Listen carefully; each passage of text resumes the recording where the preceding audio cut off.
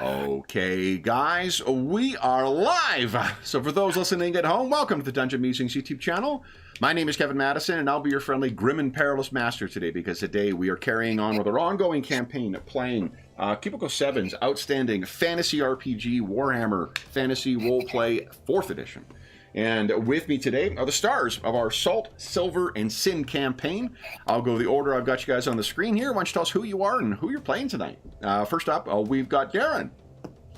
Hello, Darren here. I'm playing Alwyn Carlson, who is a human rogue. He's currently an outlaw career. And as always, he's got his lovable family pet, Astrid. Very nice. Astrid is going to have to be at the dog groomers for several days after this expedition to the sewers. Next up is Graham. Hi, I am Graham, and I'm delighted to say that I am playing Ruthard Bellis Dingfelder, who is a brass to nobody 18-year-old owler. That's a guy who sort of smuggles over land, really. And it's like he thought his life was going really sort of pretty badly until he met this lot. Very nice. Then he's got a benchmark to see he had it really good. Yeah. Beforehand. Next up is John. Hey everyone, I am John, and I'm playing Talther of Manon. He is a sea priest of Manon? Sailor priest of Manon. And he is hurting everywhere. His resilience is shot. Yeah. And last, but certainly not least, is Sean. Hey, I am playing Thognoth Berrickson. He is a dwarf of the Cragforge clan and an Ironbreaker. Very nice. So, guys, let me bring you to a screen here, and to break Graham's vacation internet, or to avoid doing so, I'm gonna not go to the map. Okay, what is going on here? Oh, this is, I've come to realize that they may have, there's that option I've been touting about being able to just move the ribbon over. They may have done that because they broke something else. Because I can't, when you drag the ribbon down, it doesn't auto-scroll, or at least it was not. So this is hopefully a reminder. Why is there a fucking chandelier in this image? Jesus. I thought this was an illustration. I'm pretty sure it's a fucking AI image. Now, because I don't know why there is a chandelier in one thing and then an inverted lamppost at the back. So my apologies. Can we steal it? It looks valuable. Is it worth something? Yeah. So, what happened last time, guys? Well, it was us continuing our fight against the Skaven in the tunnels below the city. We sort of made our fighting withdrawal to an area where we found a boat. We found all sorts of horrible creatures, large rat ogres, poisonous disease rats. But in the end, it was Katerina who convinced at least one of the Skaven to help us get into the boat, and we took the rowing boat and made our escape out of the threat. But whether we've managed to escape completely is yet to be seen. Mm-hmm. Okay. Yeah. There we go. I think. Yeah, there we go. Talther pulled off a majestic swan dive into the water after he twisted his ankle. Dodging arrows. Yeah. I think most of us spent time in that war, didn't we? Various I methods. think somebody painted a target on his back. Along the bottom of the... That's right, yeah. Thognoth found the bottom and navigated his way out. Yeah. Blessings of Manon on you. Yeah. Anything else you guys recall? Rowboat. Trying to escape.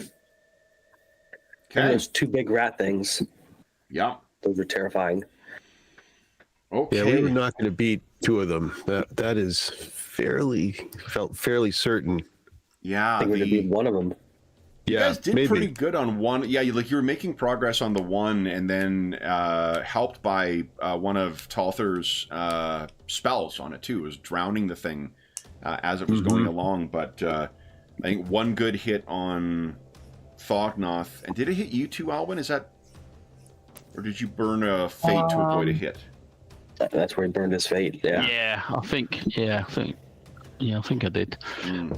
It would have pasted him. Yeah. It was good that we learned they were particularly stupid in nature, because they seem to be quite confused quite easily. So we took advantage of that and made escape. Okay. Indeed. Anything else you guys recall? I'm just saying there is anything. I think that covers things quite well. Then, let's do this, guys. Why doesn't everyone go ahead and click on initiative? Because once you get to the rowboat to a certain location, you guys are going to need to beat feet and get the heck out of here. Oh, great. Someone want to carry me? Can I ride Astrid? Is she big enough for that? One of the Dark Eye supplements is set in. It's actually very much a similar geographic setup to Rime of the Frost Maiden, John. And one of the guides they have for how you can get around on the thing is sled dog. So they've got sleds and dogs can be driven by it and something else, but yeah. Unfortunately, you do not have a sled for here. So there's that for you guys. And I'm just going to do one, I think, for the Skaven. Let's see here, did I?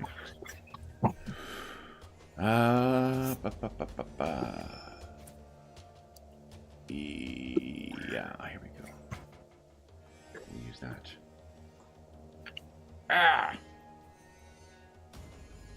Yeah, put him. How about right there? Okay. And clan rats. And okay. Let's see.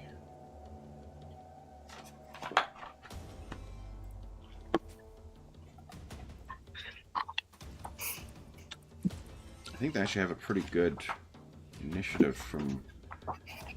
Yeah, it's like 50 something. Oof. Here you go. Clan rat. Yeah, 50. Holy smokes.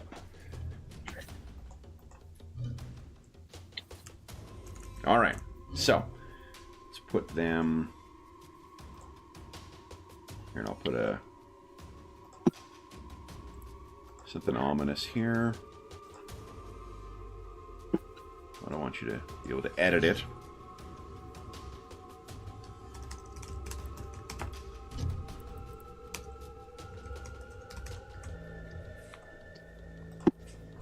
There we go. Okay. So, let's take a moment to, as you guys are piling out of this boat and figuring out how to navigate your way through the Olden Leit's sewer system and these, the natural tunnels that seem to be connected to them, or unnatural, I guess, if they've been dug by that giant rat creature. What is going through everyone's mind? Tell us what state everybody is that we see them in as you're piling out of the rowboat. And we can go in whatever order you guys would like. I think Thognoth is taking inventory. His armor's damaged. No idea where his axe is. He's a little down. Did you lose your axe too? I'm not saying that facetiously. I forgot. That was the Warhammer. Still got the Warhammer. Oh, still got the Warhammer. Okay. Right. The axe that was part of my mission. Right. To recover. Yeah. Well, I mean, I assume that you've got some kind of tracking spell on Alwyn's bow, so it's just a matter of, as long as you can find that, then you guys remember to put that tracking spell on Alwyn's bow, right? We might be commiserating. Alwyn, if Alwyn's thinking about it, the Thognoth may commiserate with him a little. Yeah, it took 25 years to save up for that bow. 25 years. You know what? If you want to spend a fate point, you could look over and see that Astrid has it in her mouth. because she was doing nothing else, and that I think is a reasonable thing to think. Like, oh, she's trained to, as she's running forward, scoop it up and follow along with you. Like a sword, that's not going to end well. Also, there's no peanut butter on the end of a sword. But if you have a like a bow, I think that would be reasonable for her to scoop that up if you want to spend the fate point for it. I'd dream of a sword. He says, looking at his little knife. Yeah. Do we want to spend that? Fate's pricey. Oh, fortune, not fate. Not fortune. We're having a fire sale. Well, Fire sale on this. That's Sorry, not fate. Like, spend that. No. Well, that is a no-brainer. Okay. it's no brainer. Carry over. So let's keep the count. That's the first time I've misremembered something from Imperium Maledictum last night to today. Oh yeah. So I should look up the average difficulty quickly, so I'm not saying challenging, because I don't think it's challenging in this game. No, it is average. No, it is challenging. Average. There we go. So, Challenging is 0, isn't it? Yeah. yeah, challenging is 0, same as in the other games. So keep me on my toes. Yeah, it's routine and average. Routine and average is the plus 20. Yeah. All right. So the way we're going to do this, guys, is we're going to use the chase rules once again out of Up in Arms. It's basically like a skill challenge. So you're going to need to be able to outpace these things by 4 in order to escape, because there's a lot of like twisting tunnels and things like that. But they do know them. Normally, a cramped environment like this would only be 3, but these things they know these tunnels quite well, so it's going to be a little bit extra that's asked of you. The steps that we do in the complex pursuit are, we get the distance, and I think your distance right now is a 1. And that'll be after they take their first round, so they've had a chance to try and get caught up and go through their little ways. You need to reach 4 gap between you and them in order to effect an escape. On number 2, so step 1 is determine the distance. Step 2 is test and update distance. These can be things like an average athletics check if you're racing on foot, or your ride is not going to be the case. If you want to stay in the boat, you could make a average row check to try and outpace them.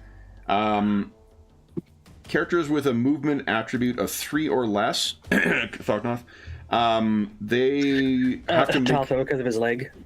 Oh, yeah, right. Shit. That becomes a challenging athletics check to just outrun things. So, yeah. And then so my penalty won't apply to my roll. It just slows me down in this instance. Because of your thing, it just means that you're going to be rolling against challenging instead of average. If you're on foot. Then what we do is each round. My row is nowhere near my athletics, so let's consider we're on foot. Yeah, and here's what we're going to do is I think we'll have everybody make the roll, and then we'll let you guys narratively like buy off. If certain characters have better success levels than other characters, we'll allow you to help out, and then the average that you get, that'll be what we apply to the check. If you succeed with a 0 to 3, we divide that then you move forward a number of yards that you can run or ride or drive or whatever. What I'll also allow is at least half the party has to make some kind of physical distance thing, because part of this is going to be at its core just being able to navigate away, but the other half of the party can use other skills. So if you've got something you think might apply for knowing the sewers or being able to find your way around or whatever else, those will be what the other half of the party can do. Okay, so that way you've got a variety of skills you can use, but at its core, it's going to come down to somebody's going to have to be like running along or racing along here. So the downside to using non-physical skills is those will be challenging as well. So, wow.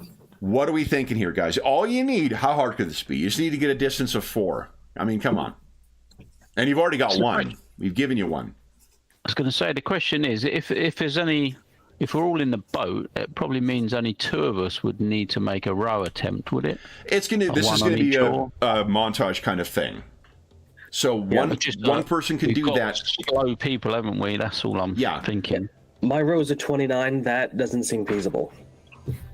Well, yeah, but you get plus 20. With the which rowing, makes it'd be one average, yeah. So, My row's a 40. yeah, so's mine. So Okay. if you only need a couple of people to row, the others can be doing other things. Oh yeah, like checking ahead to make sure we don't bump into anything or get stuck on something. Yep. Navigation, if anyone's good at that. I actually have In some way and navigation. things. Awareness or awareness? in this Perception. game? Perception. Second Perception time to we've keep made a it, mistake. Yeah, Very yeah, well. perception to keep an eye out for enemies. Bow, Let's get, bow, let's bow look for rats. when we have our soulbound war story. It's back to awareness once again.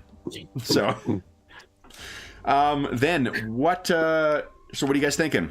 Whenever you make a decision on what you're rolling, non-physical, like non-running skills are going to be at challenging. The other ones will be at average.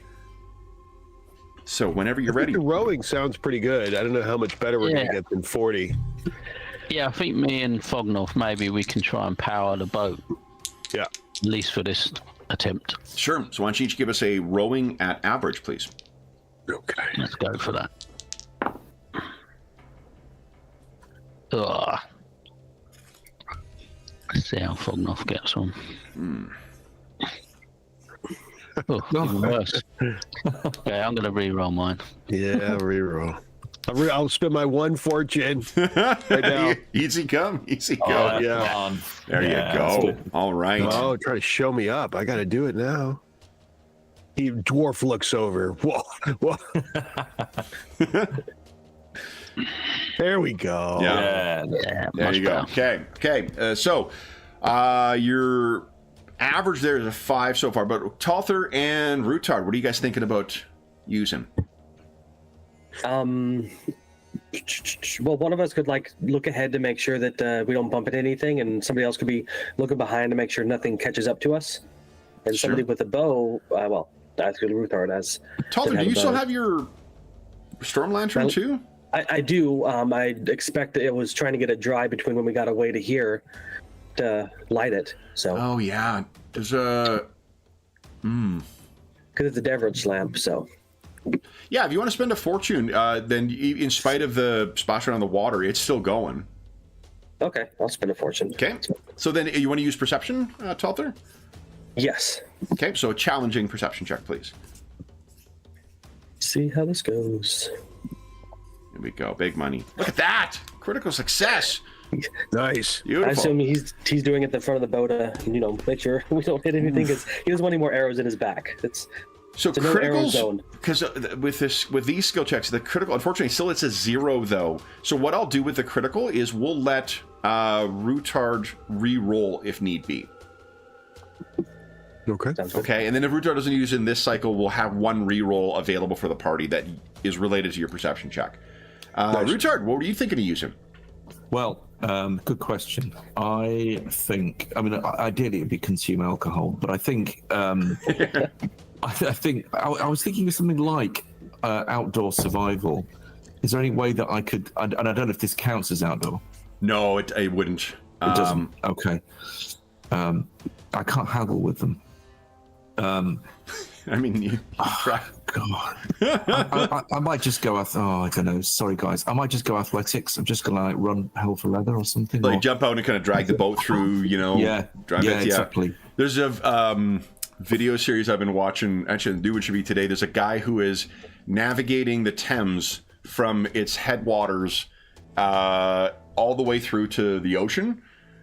And like the first little bit of it too is him like walking across a field dragging a boat, and then like navigating through where it's just choked with garbage and like fallen trees and shit like that because it's not really navigable at that point. That I think is what you were doing. We were just hopping out and like dragging across. Like that's another body that's been dumped by somebody, So go ahead and give us a Is that an axe? challenging athletics check, please. Source to Yeah, see. if you That's- walk across an axe, let us know, Rutard. or since the bow's accounted for now. And you'll say it. One, you guys are further along. A stubby toe and his bloody axe. Right. What? Oh, would you care to? Well, you get that re-roll. So Oh, that's right. everyone's getting their bad rolls out of the way right away.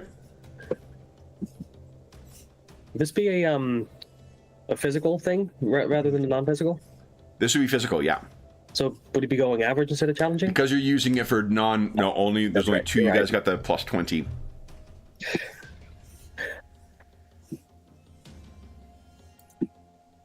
Well, could be worse. Yeah, Okay. sorry. Okay. I've got three. I've got 3 wounds left. I'm not well.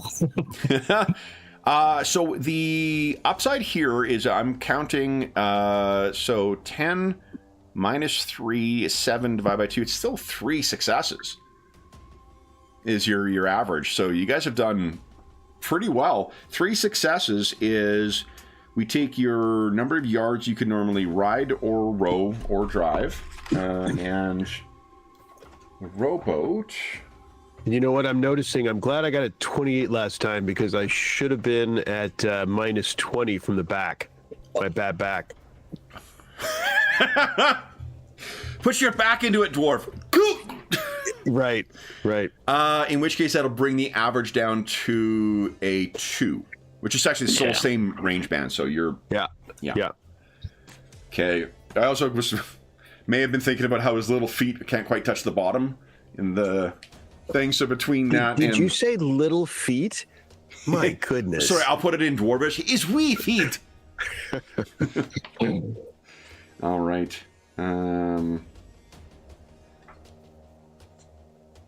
Here, vehicles. Okay. Rowboat.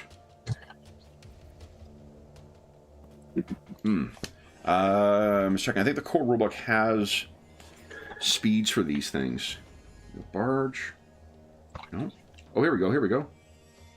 Barge, coach, cab, ferry, but not for rowboat. God. Game. What are you doing to me? Is it in the description of rowboat? I wonder. Let's see here. What are you looking for? The speed of a rowboat. Oh. Does not list here. Interesting. Because it has the overland speed of a couple other things, but not a rowboat. Like it's in, I'm sure it's in the first, what do you call it, companion for the second one for Death in the Reich. Okay. That has rules. Let me grab that quickly.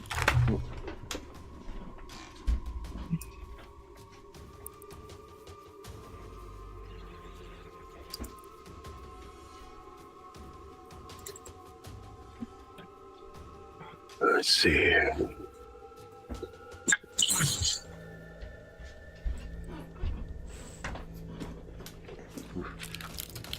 As soon as I said, I was like, I can't remember if it's in that or if it's in the Enemy in Shadows companion, so I grabbed both. Yeah. Yeah, because I'm pretty sure it is actually an Enemy in Shadows. Let's see here. That's roads, travel, mounts and vehicles.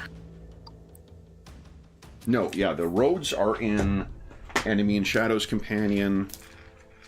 The riverways, here we go. Okay. River navigation. Here we go, 25. Let's see. Oh.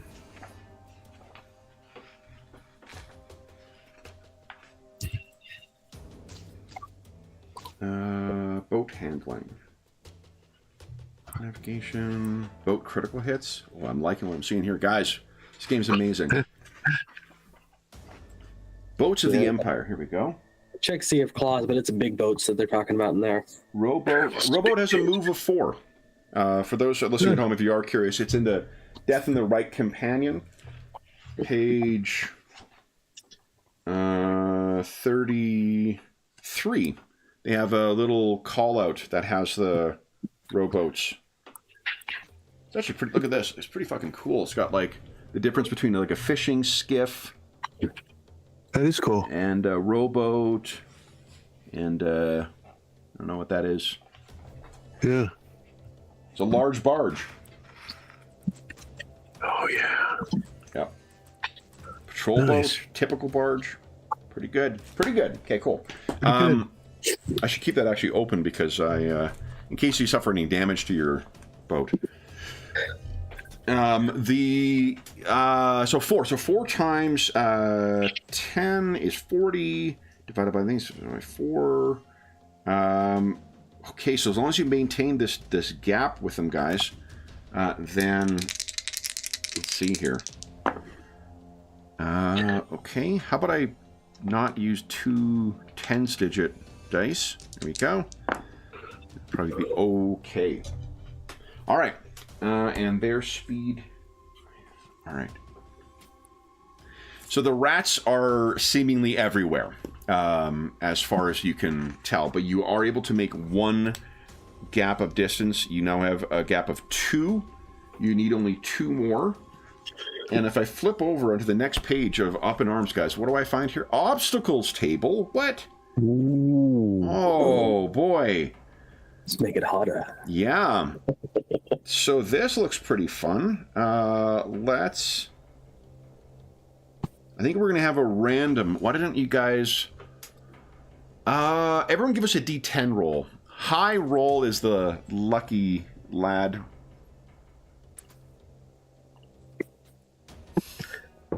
Author, you cannot catch a break here. Nope. As long as it's not an arrow in the back, I'll be fine with it. Yeah. Talther, give us a challenging perception check, please. Ready? Challenging. Boom. Failure. You want to fortune that, or you want to see what the consequences are first? What this will give you is, and there is a reaction you're going to have to make, like a check you're going to have to make that's in response to it. If you succeed in this, it makes that test easier. I'll spend the point. Might as well.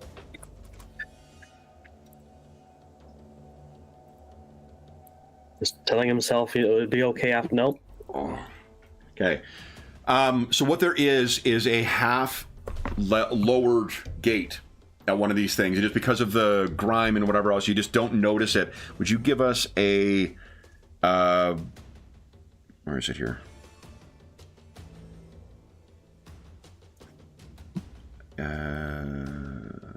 There we go. Give us a hard athletics check, please. Oh, well, this is going to end badly. That's pretty fucking close. Okay. Please don't do damage to me. Yeah. So, I think... What is that? What's trophy awarded? Concussion. Yeah, no, like well, it's funny because I'm using modeling a pothole off of this one, and it does actually twist an ankle, but we're not twisting both of your ankles. Instead, here's what I think is going to happen: is that it hits you, and you sort of like are pulled back and like through the boat, and then you fall out the back. So what's going to happen is you're actually going to have to make an athletics check at challenging to sort of not slow everyone down for your skill check for next round, rather than suffering a critical hit to your head. Okay. Okay. So then our second round, guys, you only need 2 more distance in order to get away from these Skaven. Who's doing the physical stuff? Who's doing the non-physical stuff? My goodness, we're more than halfway through everyone's narrative metacurrency, and it is the second roll. Yeah. Yeah, someone on YouTube was like, I thought I was going to give you guys a break. I'm like, nah, you don't know Kevin. We're out of immediate danger. This is a break. No one's taking automatic damage. I guess Healthy will try to pull himself in the boat first to make rowing easier. Sure. Yeah, you might just do that first. So yeah. swim at challenging, please. Did you say athletics instead? Because I'm actually. I said athletics, but I think we'll let you because your swim is probably actually better, and challenging is going to be. Oh, ooh! I am one with Manon. Look, man, just learn to swim. No, I just want to drop the difficulty. All right, so they're close. They're close. So athletics at challenging, then, please. Yeah. Your penalty from your wound won't hurt in this one, or won't hinder you. Look at that, guys! Holy smokes! Ooh. Okay. So at Sorry, least he's I told the comfortable roll, in the guys. sewer Sorry. water. Yeah. Yeah. Who would like to go next? I mean, I would stick to the row if that is permissible. Okay. Just remember the minus 20 because you're back. Yep. Come on, Thognath. Target bonus minus 20. I guess it would offset with the average, right? So It's true. Yeah. Yep. yeah. It's a negatory. Okay. That's not great. I mean, with Talther's success, you're back to sort of a 0. Yeah. Again, so I guess, you know, Yeah. It's up to Graham Thognoth, what last he round thinks he you can got the do. measure of this. You're like, here we go, and then out the back, and now it's being skewed to the side. Yeah. And the back. Yeah. Yeah. Alwyn or Ruthar, what are you guys thinking? Yeah, it depends how good you think. Now, I will suggest as well, if you guys, Maybe.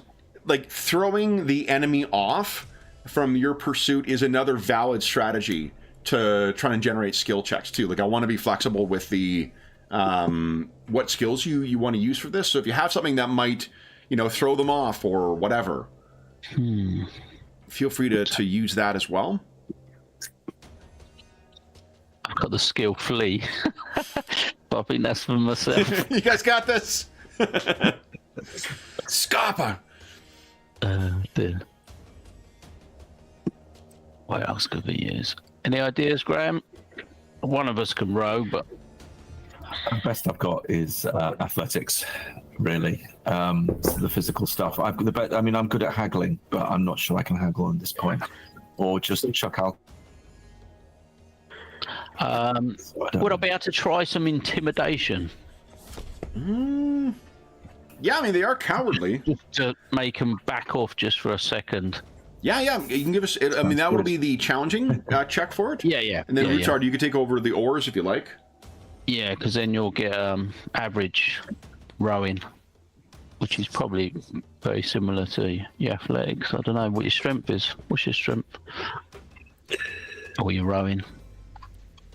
It's a basic skill, so My rowing. It's not right. I'm trying to at find least you get plus 20 if you do the rowing. Oh, okay. All right. You can Is do it that average. basic skills? I'm trying to find the thing. It's under ride, Stealth.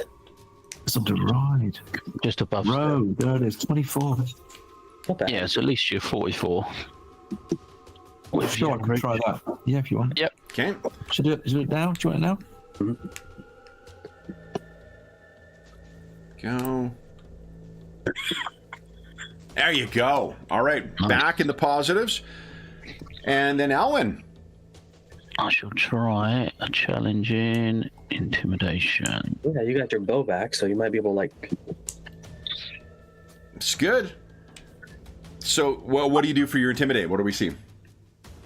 I think I'm just going to throw stuff that's just floating by and just sort of shout at them and just hoping that the echoing down Yeah. the sort of tunnel, it makes this sound like maybe there's more of us, or the ones that are coming around the corner will be a bit more scared and sort of looking round rather than just running headless after us. And of course, as well. as you're shouting as well, too, Astrid kind of And starts... Astrid's- Be barking, Yeah. Okay. Yeah. Then, let me make a roll for Skaven. One more, guys. One more. You need one more success like that, and then you guys will, or get a success that a net of 4, and you guys will be free and clear. So, I don't want to make it sound so ominous as to say final round, but hopefully, who's using what? Obstacle. Yeah. Okay, thanks. One of you messaged me. I won't say who because I don't want to call them out. Why don't you each give us a D10? High roll is the lucky one. I did that joke in our Wednesday group, and someone was pretty angry. Yeah, it's like, stop! Whoever did that, stop it! Tother, oh my god, Yep. Jeez Louise! All right, You have to take me kicking and screaming, Manon. I'm not coming willingly. let's see.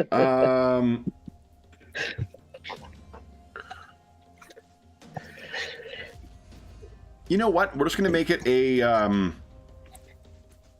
a climb check. You've automatically perceived this, so this is going to be a hard climb check to drag yourself out of the water against the current and up into the boat. Okay, I got to roll 4 or under to make this happen. Nope. Wow. Not Other quite. direction, Manon. It's super close, though. Really on the cusp. You're about to pull yourself out, and then the blow slips away. You clark your jaw on it and bite part of your tongue off. You don't actually, but maybe. No. So you're unfortunately. Well, what is the consequence of this? Hold up.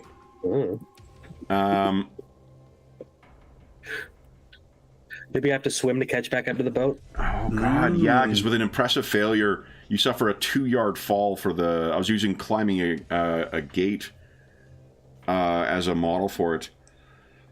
So I think he's almost on, slips, and he's back in the water. So, oh God, dang. Yeah, I guess you have to swim at challenging. Alrighty. For your thing. So Talther is so we're gonna start with a -2, and then now you guys can choose your skills for the round. So yeah, because they have to pause to get me back up to the boat. yeah. Alwyn and Astrid are still, screaming their bloody lungs out, as is Thognoth with every row, because it's a lower back exercise. He's like, ah! Is that Kazalad? Yeah.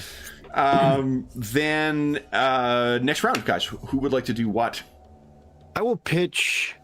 With all this rowing is is strenuous, and I will pitch endurance to see if he can continue with his pace.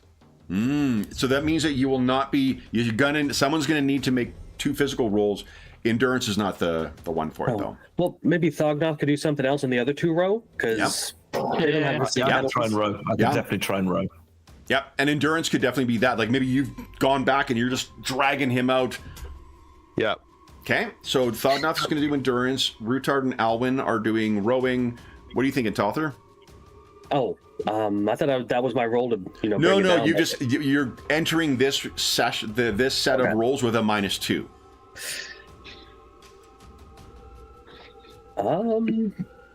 Like the alternative is to lose a round of progress, and I don't want to do that.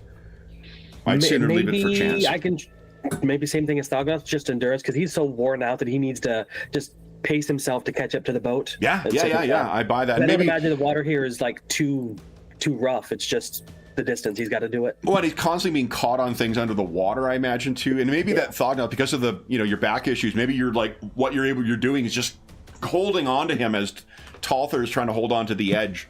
So yeah, why don't you two give us endurance checks at challenging? Right? Yeah. And does his back apply on endurance? Not for this one. No. This is just him stealing in. Okay. Well, I negated my 2, so. There we go. There you go. Well, remember the 2 will be for the net, though. Oh, the net. Okay. Yeah. So, once we average it, and then we'll apply the -2. But you're in a good position here. What do we see with Talther and Thognoth at the back of the boat? Boat.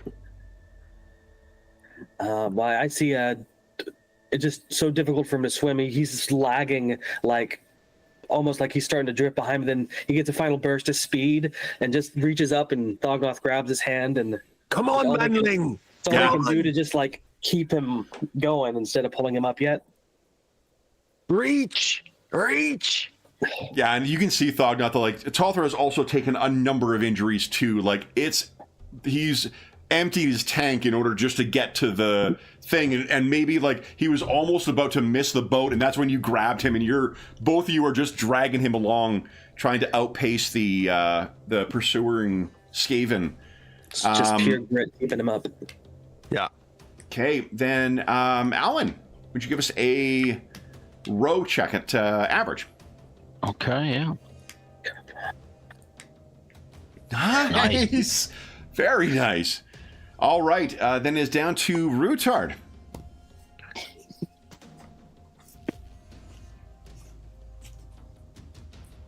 Apologies. I'm going to row your boat. Here you go. Gently. At average. Here we go. Okay, here we go. Nice. All right. So we have a grand total of, I think, 10, right? Yeah, 10. So it's 2.5. Yep. So it is it's a half You go with counting the failure, which puts you into the 0 to 1 to 3. Let me roll for the Skaven. What do we see as you guys finally reach a point where you're able to leave them behind, leave the rowboat behind, and effect your escape from the Skaven? I think maybe we've found that alternative manhole cover that I sort of scoped out. Yeah. Before we came down into the sewer, and I go this way, and we take a turn, and suddenly there it is, and we're sort of scrambling up the ladder to the surface. In the middle of that daylight, maybe we just see that pinpoint of natural light that we haven't seen in days, or I don't know about days, but anyway, it seems like weeks. And yeah. It's been a day. yeah. So then, I believe that'll bring us back to here. Boy, it's been so long that some people look completely different. Yeah. Well, they're so exhausted he's reverted to his old character picture. There we go. So let me get these down here. There we are, guys. All right, so one by one, who is the last one out of the sewer? Me with his bad back, he probably limping along a bit, Talther's climbing the ladder with one leg because his ankle's swollen. Oh yeah, maybe Talther and the dwarf side by side, trying to leaning on each other, getting out of there. Yeah. All right. So then, as you make your way out, what do you? I think there may be one or two looky-loos who see you, but they assume that you're just part of the you're a sewer jack. Yep. And yeah, if you stagger away from it and kind of stand in the street for a moment looking, you're waiting to see if anything further comes. And while you'll see a single rat kind of skitter across the thing, I think Astrid grabs it and kind of shakes it till it is fully not going to be reporting back, if that was indeed the case.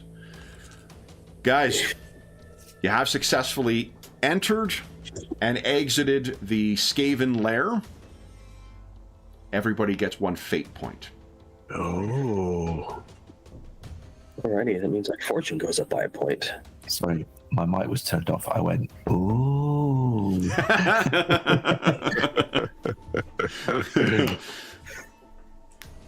Okay. Man, Oh, that's behind for a couch and an armorer.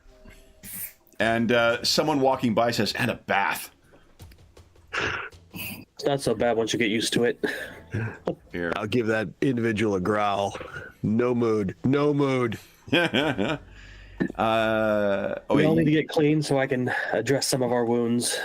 Here, Thugnoth, you've got max of 2. So because you got a fate point, you guys can also gain 1 fortune. Okay. You should be sitting with 1 fortune. So, where is it you're headed? You going back to Grozum's home there? That place. Would we be offended if we want a bath? I mean, remember, Grozum's home is what that. We're going back several months now, but Grozum's home was at last we saw attacked by Skaven in the night. And burnt to the ground. we actually abandoned it, didn't we? Yeah. We abandoned his home, and we set up, the elves set us up with a new location. Orhan, right. To keep us sort of out of there, hopefully out of sight, because they didn't know where we'd relocate to. Okay. Well, this isn't so time sensitive, I don't think. I think we should get clean so we can reduce the risk of infection narratively, and then head and report. That sounds really good. Yes. Yeah, we want to report him pretty quick, but yeah, I don't think. Yeah, I don't think. Talther's been marinated in sewer water. He's ready to get clean. So if you want to go A couple times. there would be public baths somewhere in Olden Leeds. They are going to charge you double because you guys are disgusting. But What's the price? good. Oh, that's right. You guys. Oh, you're paid last time. You guys were flush. What are you talking about? No, we're broke.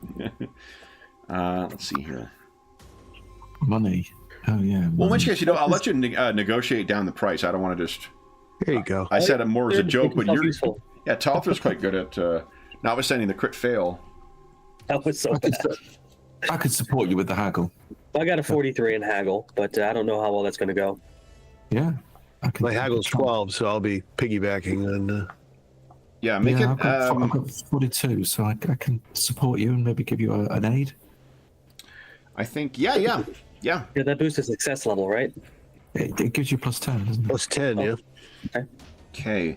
Then it's been so long since I had to buy anything. Here we go. Currency.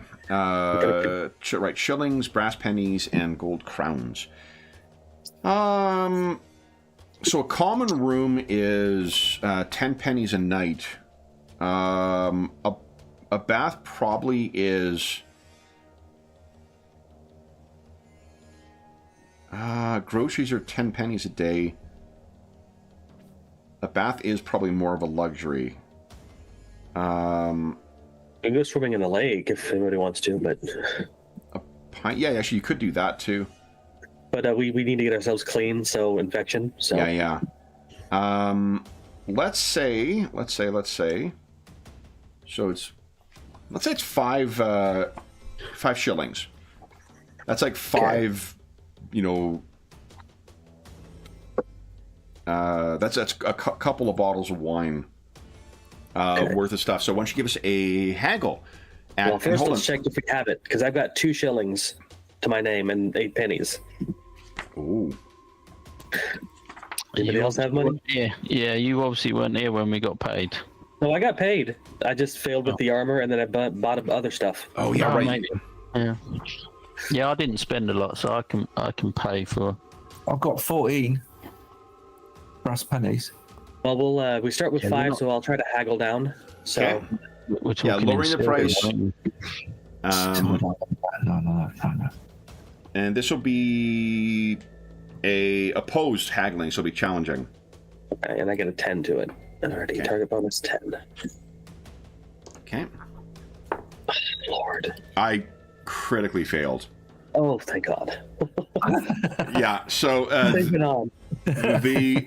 and also I rolled a 100, so it's not only a critical fail; it's as bad as it could possibly be.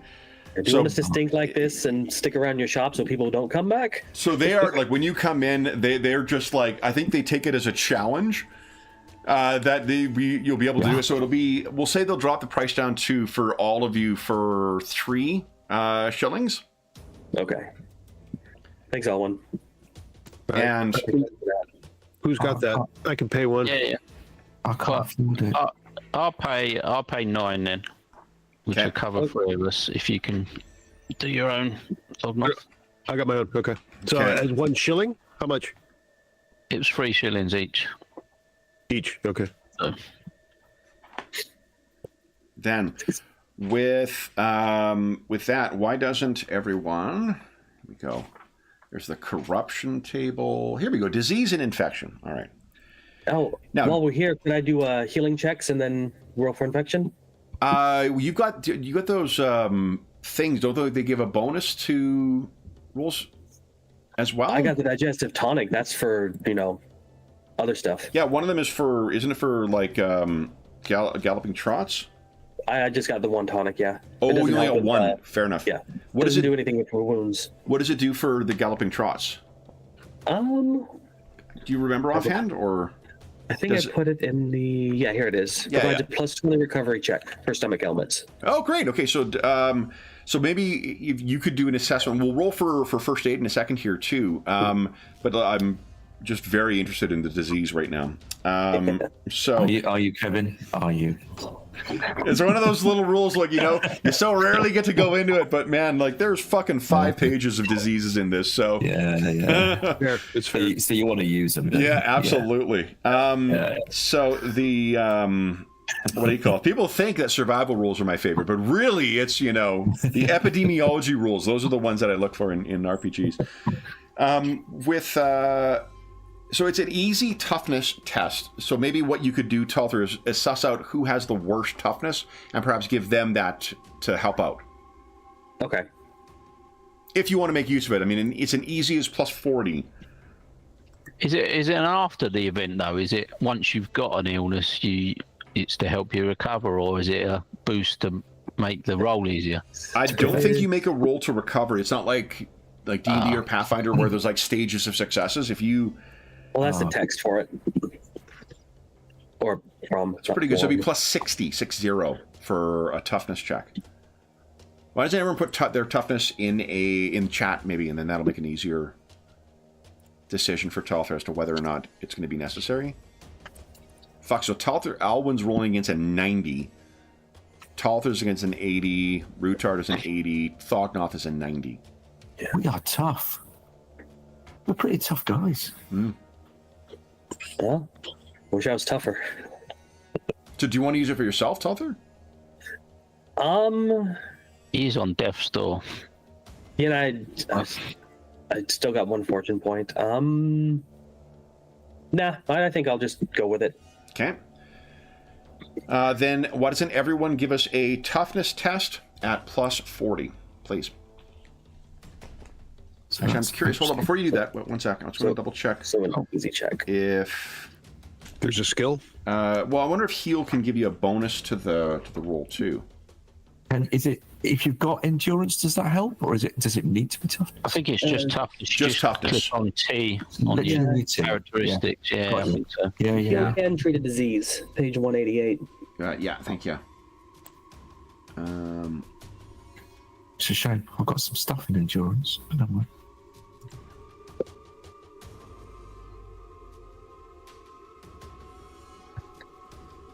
I think it's based on the treatment of the disease itself. There you go. Easy. Take it easy. Use format. It says 188, but I don't see. It's under the treatment for each individual symptom. Oh, got it. Okay. So we only need to worry about that if you guys fail then.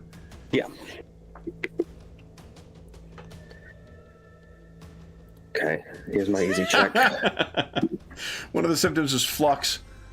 There's a rumble and a grumble, and then you're off for yet another sprint to the splattered outhouse. We were talking last night about the firmly tongue-in-cheek darkness of the fantasy, the old world, and that is definitely an example of it. Okay, so yeah, there's 2 done. So we just need Rutard and Thognoth to give us a toughness at easy.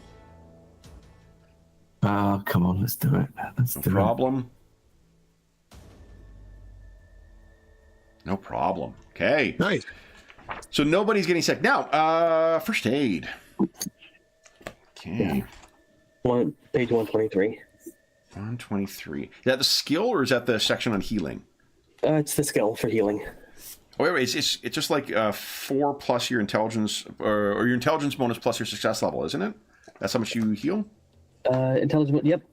Okay. And the GM sets the conditions for heal depending on the virulence of whatever it is. So it says challenging in combat or for heal checks. And Oh, yeah. You know what? I'm going to give you, I think, I'm going to get the... we're going to make it easy. It would normally be average. It's going to be easy here because you guys paid for the bath and whatever else. There's really no better place you could think of other than perhaps a House of Shalia. okay, well, I'm gonna try to treat myself first, just because that's the most crucial thing. Yeah. Healer's got to stay healthy, Yeah. and I got a fairly good heal. So Let's see. Come on. There you go. What's your intelligence bonus? bonus is a 3. There you go. Or So both 9. 3, so yeah. 9 back. Okay, so most of these are superficial. Okay. Thognoth, I don't think I can mess with his injury, but I'm going to try to heal his whatever else. Yeah, do critical injuries just heal over time? It's like 11. Times on them, don't they? Tell you how long it lasts. Thognoth's back and ready to go. So I get 8 back? No. You get 11. Does that work? 11.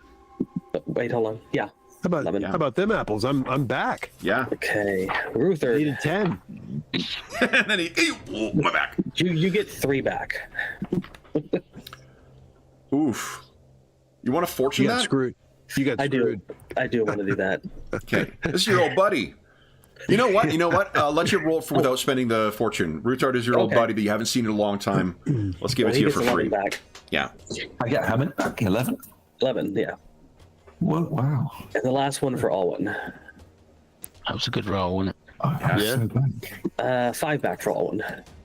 That's good. That's good.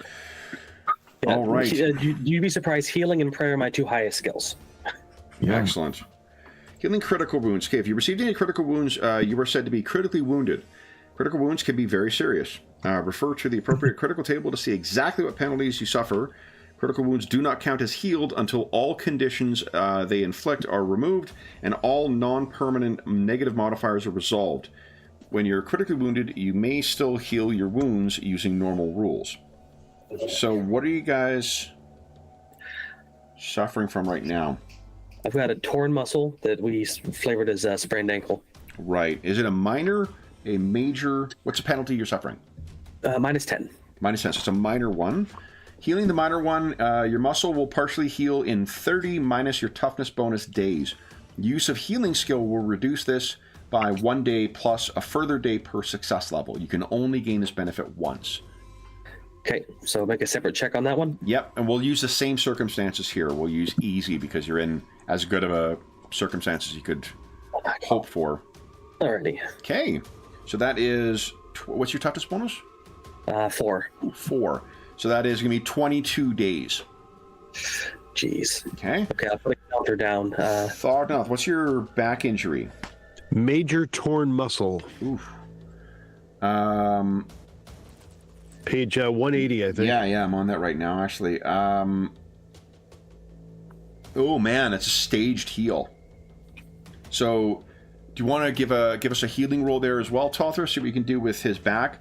Yep. 30 minus your toughness bonus days, after which the penalty for using the limb reduces to minus 10, and then it's another 30 minus toughness bonus. Fortunately, you are quite tough. What's your toughness bonus? 5. Nice. So that is 23 days, and then it'll drop down to effectively a minor injury. Okay. Jeez. Maybe go on an extended sabbatical. Yeah. Seriously. Anyone else have any critical injuries we need to address? No, I'm fine for now, actually. Okay. Well, physically, obviously. Okay. So this is several hours worth of... oh my god, actually, you know what? Guys, we're already at our mid-session break. No way. Oof, so fast. So why don't we take our mid-session break now? We'll come back and we'll talk about what the conversation is as you guys are in here too. So for those listening at home, we'll be back in about 5 minutes.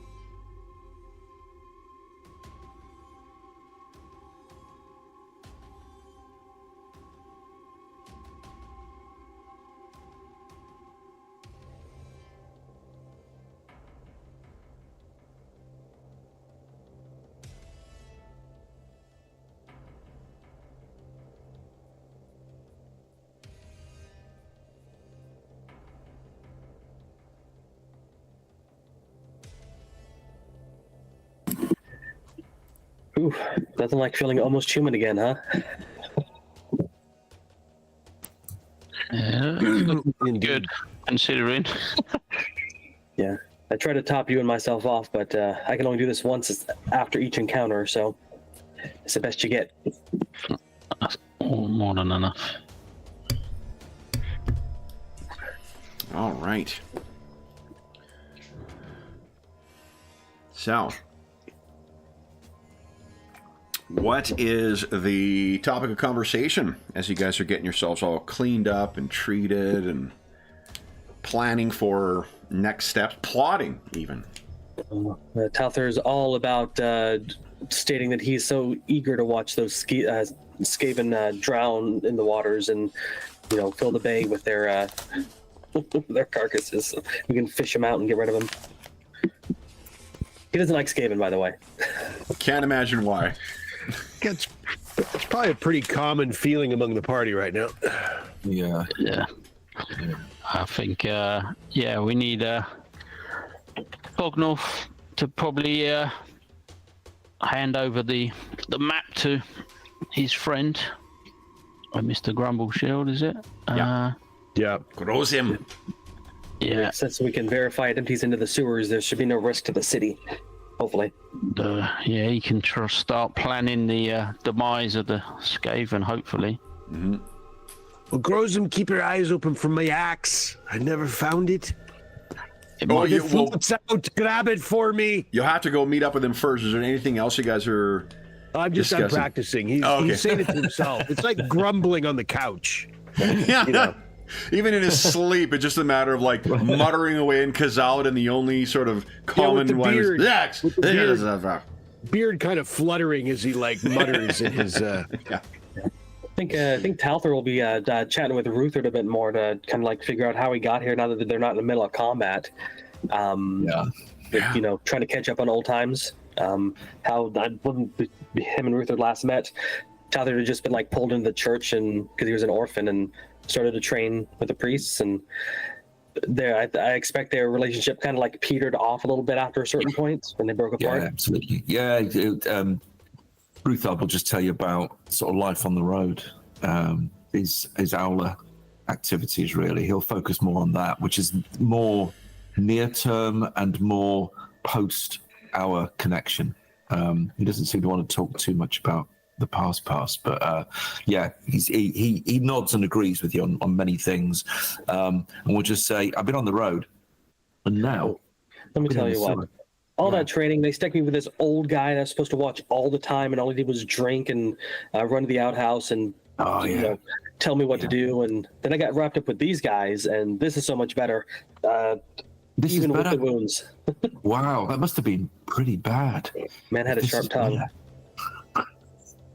I mean, I don't want to, be down on your new friends, but for goodness sake, is that what they do? Do they go into these sewers, make maps, go and talk to village leaders? Is that it? Is that what they do? I mean, are they now going to go to another village, another town, and do the same thing?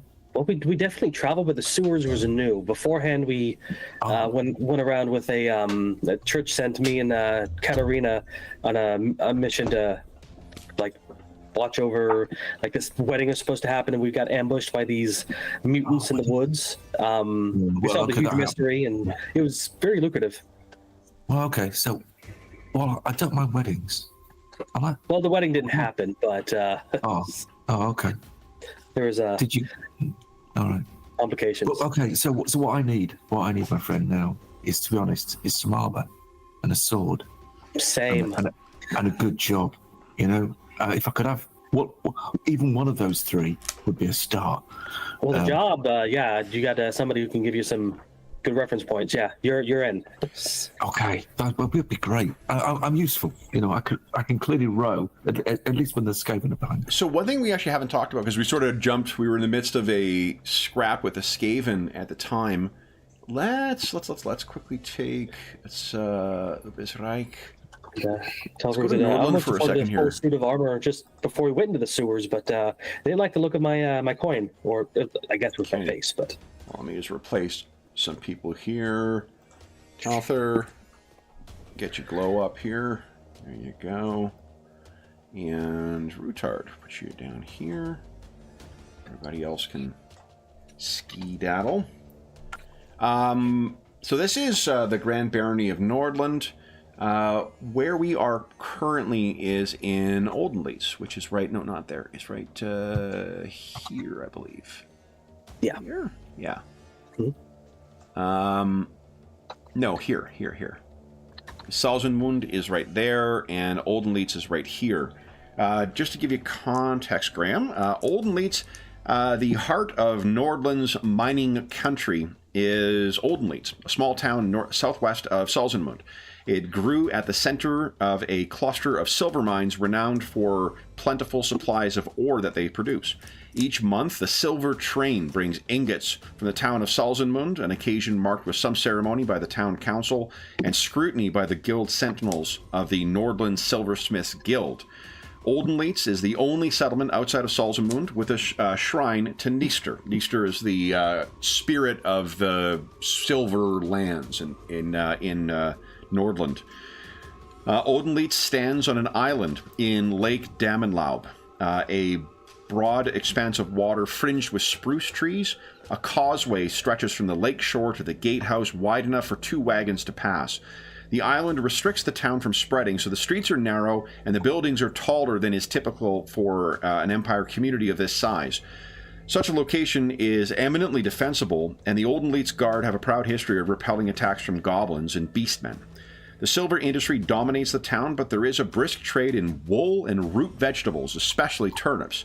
A small community of halflings live in the hills to the west, where they grow huge, healthy specimens of the root vegetable. Each year, they compete to grow the largest, and the competition is getting out of hand.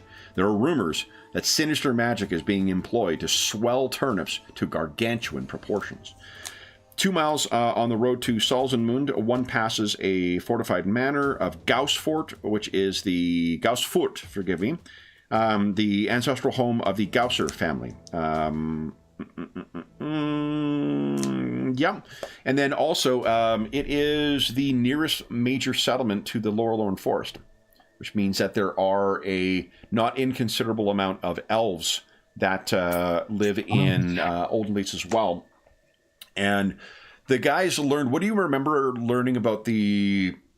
one of the things that's been a factor in this particular adventure has been the societal divisions, I guess, between the elves living in Lorelorn. What do you guys recall about that?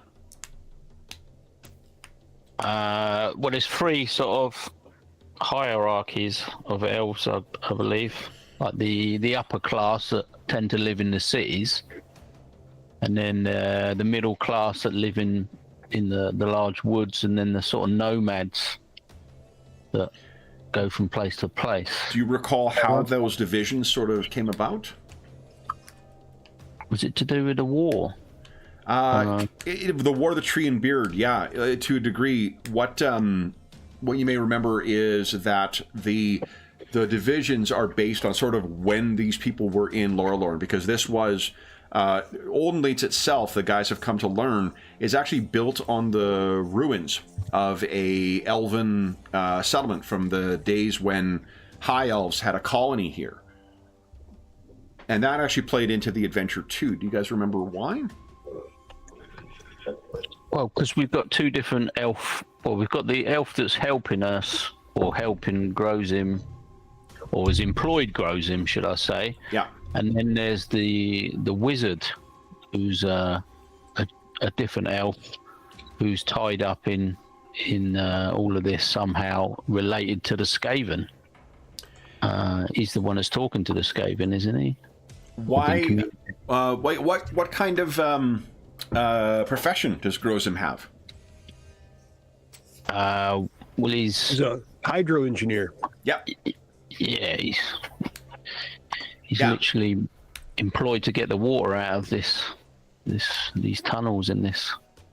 Oh, I see. Yeah, there's elven ruins that have been flooded since the time of the War of the Axe and Beard, or the Tree and Beard. Axe and Beard? I think I've called it like 3 different things now.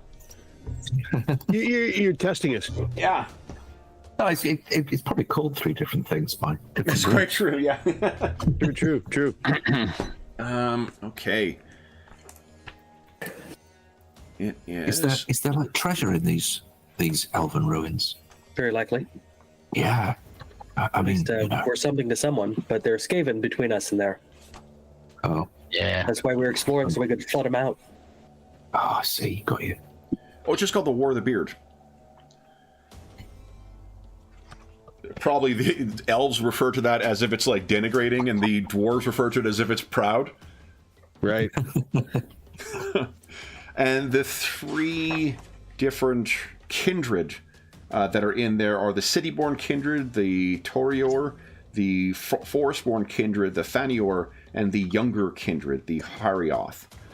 And the wizard who you guys have been dealing with, Zakon, I think is his name. Yeah, the Amber Wizard. Yeah, he is a Harioth and has allies among them who seem to want to do sinister things to your priest of Shalia. She fortunately escaped that. Yeah, but there's also Thognoth has learned something. Grozim is like I said, hydrological engineer. Typically, his training was to keep mines free from flooding. But he has adapted those things into a pretty genius apparatus that is going to drain the water out of the elven ruins. And yeah, there is an expectation that there probably is some stuff down there. But there is sort of something else going on behind the scenes that Thognoth has learned that does involve a human wizard. A gold wizard, in fact. This is Von Feelbad? Yeah. Talther von Feelbad is in town, seemingly at the interest Orhar. of Orhar is the your Orhar friendly elf. Orhar knew him anyway. Orhar knew of him or knew him. No, he didn't. Right? Nope. Grozim knew him. So, well, I guess let's bring Graham up to speed for what has happened with Grozim before. So, when you guys first encountered Grozim and Orhan, you guys thought that Grozim he was an old friend of Thognoth's, and you guys thought that that's what was going on, and then that he was just working for Orhar. It's unusual, to say the least, to have a dwarf working for elves, or to have elves agree to have a dwarf work with them. But the Grozim at first seemed to think that the work was just, interesting work, and he needed, and it's good pay. Grozim was then, well, technically Thognoth, a Skaven tried to kill Thognoth, mistaking him for Grozim, because there really is not a lot of dwarves in here.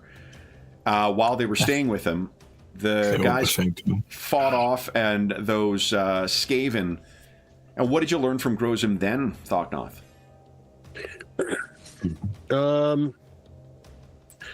That I believe that he took a side job with Von Feelbad to look for it was artifacts, right? For yeah, the master of the Gold College. Hold on here. Ooh. Is it Valtane Anderhart? I've got that name written down. That sounds right. Yeah. Oh yeah. He's the most successful merchant in town. So Him and Grozim admitted that the Skaven attack was Von Feelbad. Really? No, that's not. No. What the Von Feelbad is one of the. Where is it here? There's a human wizard named. Talther von Feelbad is the wizard, and Valtane Anderhart is the merchant. Yep. They're paying Grozim, aren't they? Yeah, and that's the thing is turns out that the oh gosh, I can't remember Carl's character's name. Katarina, right. Katarina had an incredible role and happened to remember that the Gold Patriarch, the head of the College of the Gold Magic, Balthazar Gelt, loves elven artifacts. So he has a number of magical elven artifacts. They don't know for sure that he is involved, but Talther von Feelbad, the gold wizard, there apparently is a gold wizard here that our heroes have yet to meet. But what Grozim admitted to is that he took the job with the elf only at the assurance of this merchant and this wizard. And basically he's trying to drain it so that the wizard and the merchant can gain access to it and the elves can get stuffed. Does that accord with your memory, guys? Yeah. Sounds right. Yeah, he's getting paid by both parties, but because he's in debt as well, isn't he? Grozim, he admitted that he's in quite serious debt. Oh, is he? Is he? What's he been up to, eh? Has he been a naughty boy? Has he been a naughty boy?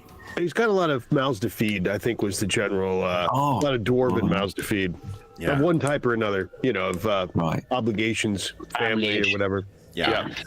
And they want the same thing, right? They both want, both of his patrons want the artifacts. The elves want to recover elven settlement artifacts, etc. And then his secret patron wants the same thing. They want the artifacts. Exactly. So it's not even, there's not even an excuse there of parallel needs. It's the same need. It's a competing need. So it's definitely not a positive. Definitely not ethical. Come on, Grozim.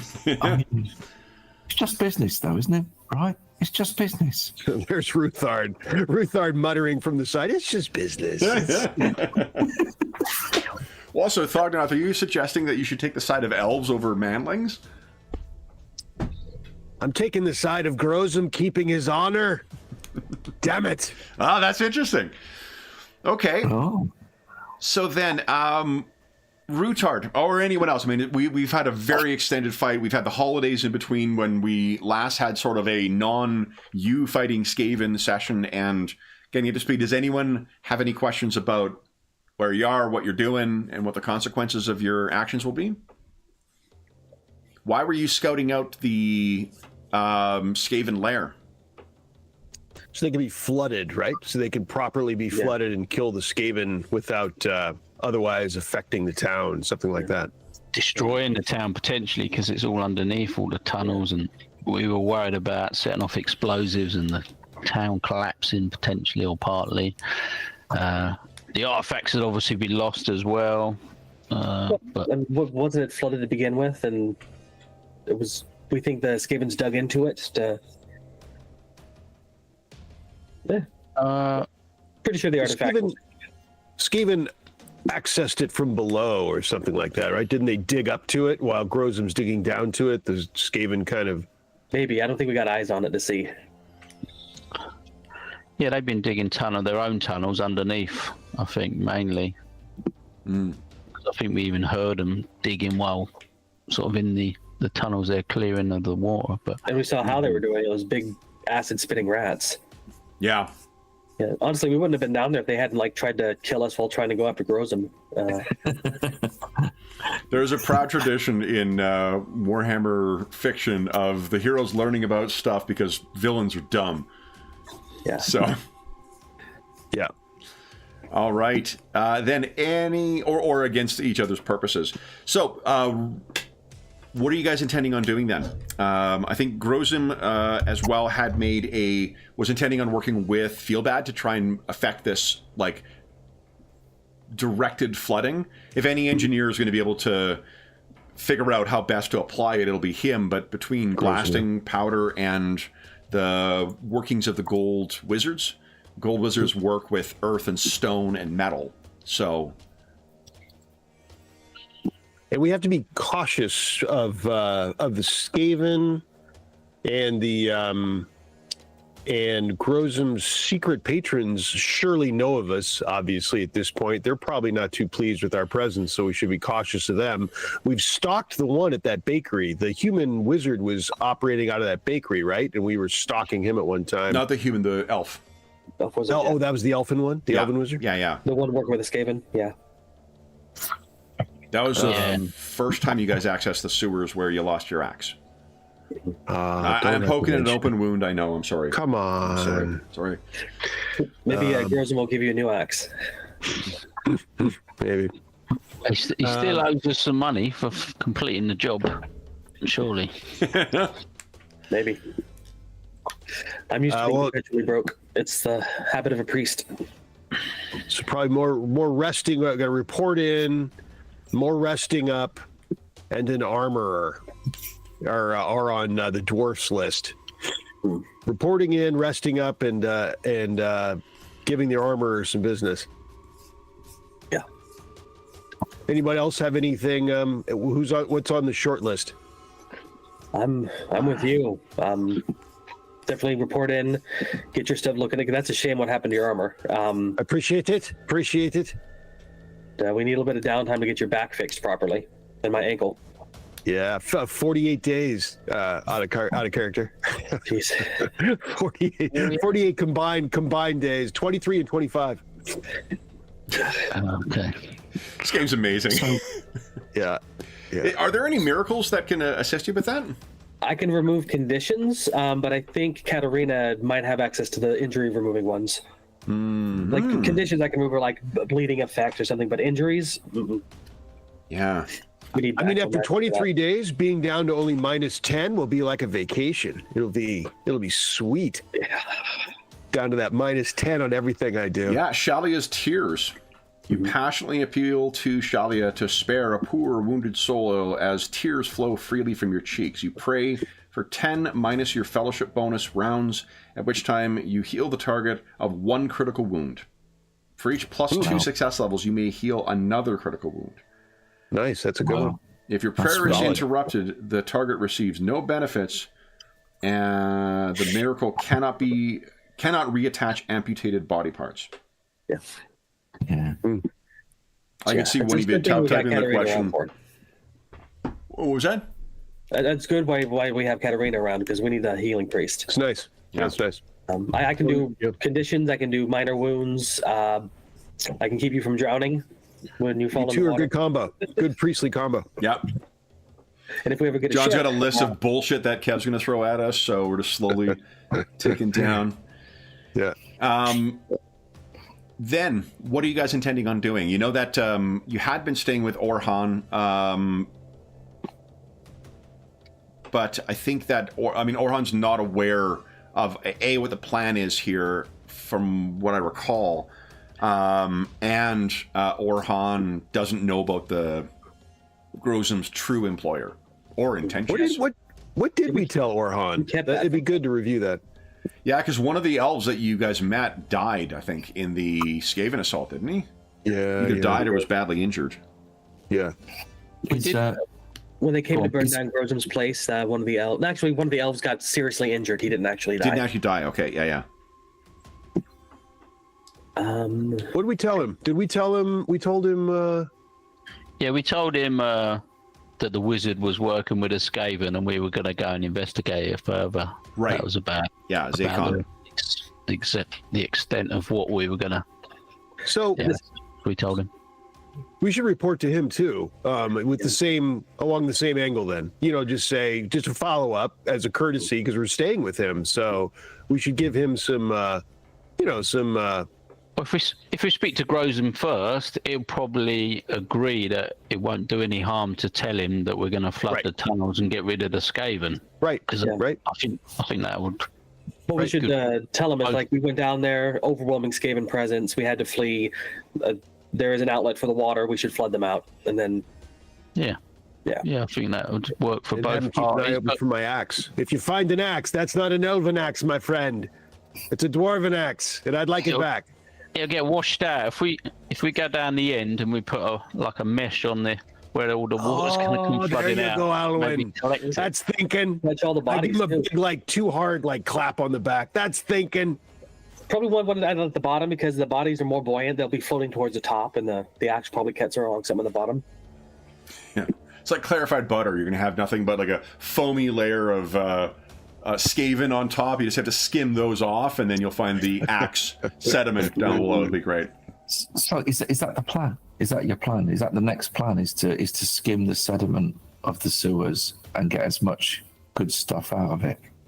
Well, hopefully we can flood them out. The water's overseen, and we can go back down and explore further and find these elven ruins. We might suggest they send us on a mission for that, so we get paid for it in addition to what we find. There you go. One step at a time. You guys do have another thing. Wait. You do. You were on your way back to Salzman to report as well. I gotta go get my ceremonial robes. Yeah. Oh. And But, you have a box as well. Yeah. Oh, right. And if I remember correctly, it's downriver from here. We could take a boat Yes. if we get enough money. That'll give us time to heal along the way, and maybe relax a bit and watch out for giant river frogs. The Anderharts are in charge of a significant a portion of their wealth comes from the whatever it's called, the silver train. So you could certainly just hire on with them as one of the wreckers are present on the river still. So you would need to. I mean, there's an entire chapter of river folk in the core rulebook. Many of them are nefarious folks, so the having hired guards on it, it would be a pretty easy way to get a free trip down there and potentially get a little bit of coin in your pocket. And pull a little bit of influence with the Manon thing. So, how would you like to have a Sailor Priest of Manon on your boat? There you go. Yeah. Yeah, good angle. Yeah. Okay. Then, what are you guys intending on doing next then? I think report, depending on the time of day. What time do you think it is, Kevin? Well, you guys were down there for an undetermined amount. Give us a D. Let's hear. Alwyn, give us a D12, and Rutard, give us a D2, please.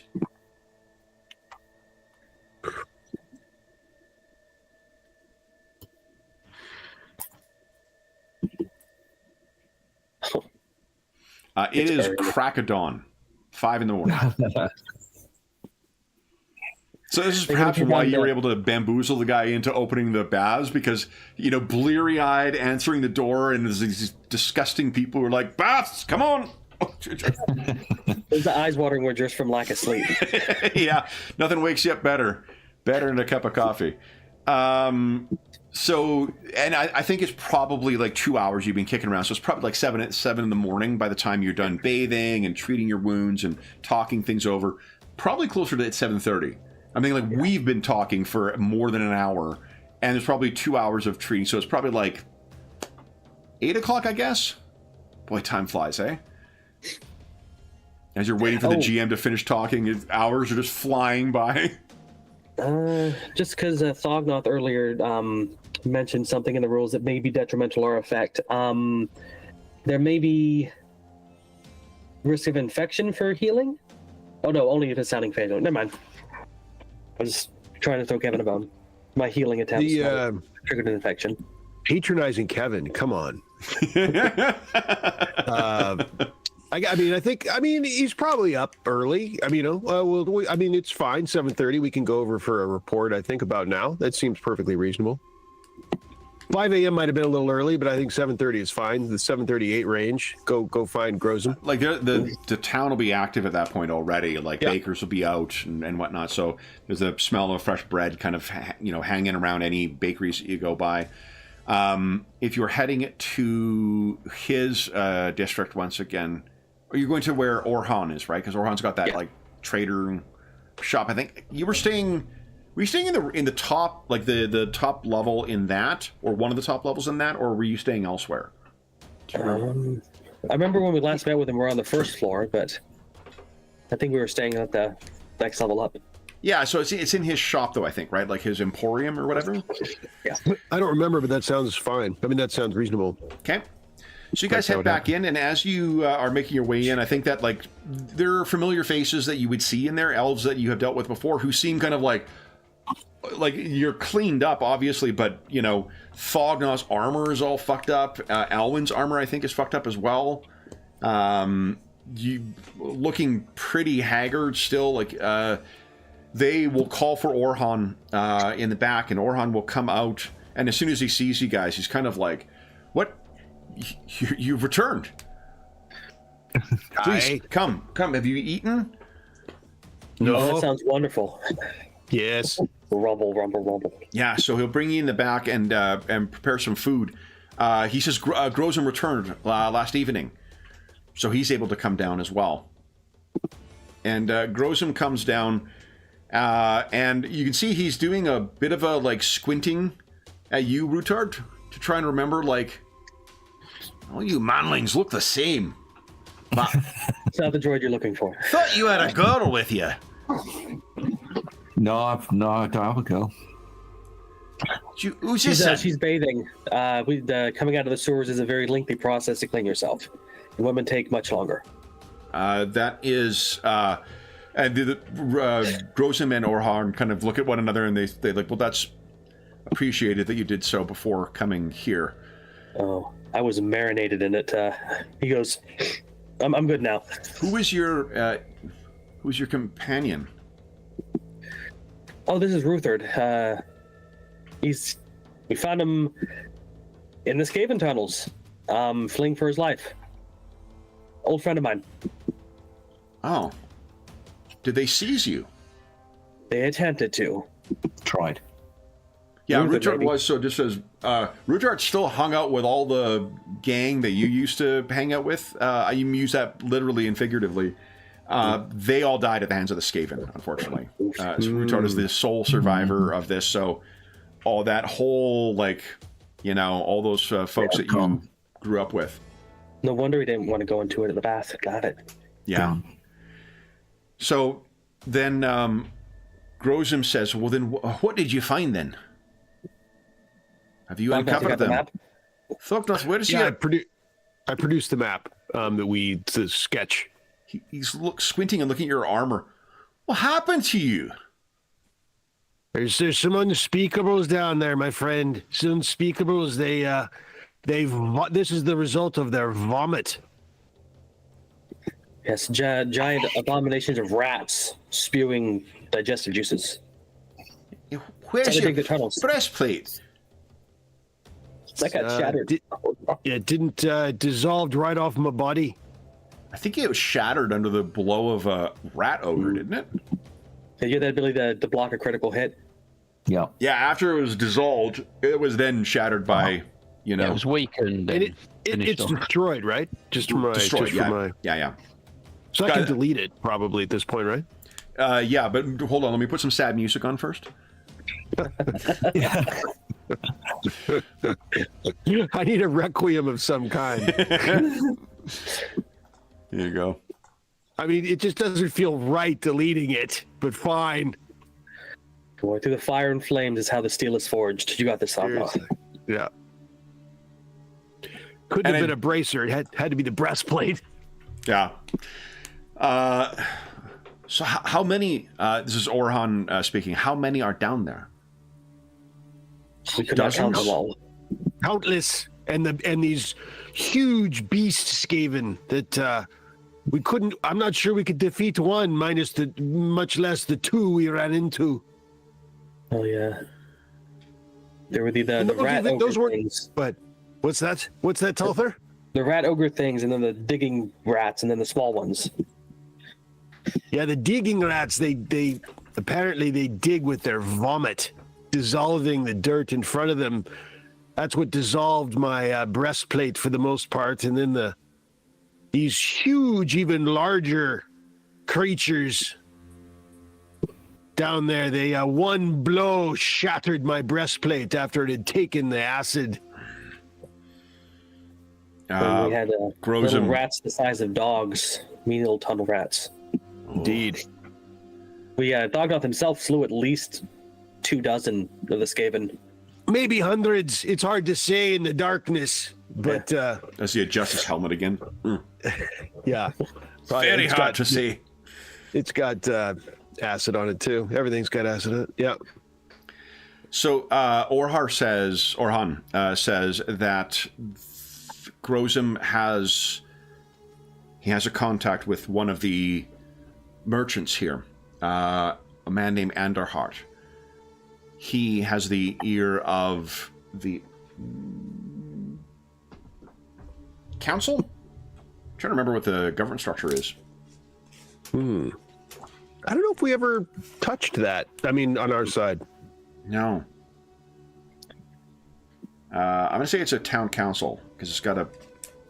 Yeah. He has the ear of the counselors, and they have a wizard, a human, who will assist with this. And if you look over at Grozum has the look of like the cat that ate the canary kind of thing, where it's obvious he's concocted some story to explain his connections with them. And it seems as if Orhan has swallowed it thus far. So Grozum sort of says, yes, this man, but the wizard seems inclined, but the man, he will require convincing. The Smanling, they think the Skaven to be creatures of myth.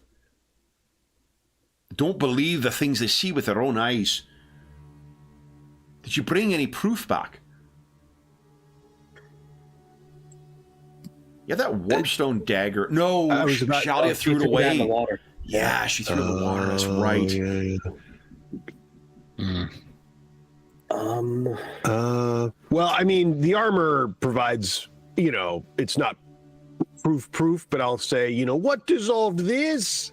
That kind of, I can go for a little show and tell on the armor, but it's not what we're dreaming of, but I'll put that on the table, the metaphorical table of part of our PowerPoint.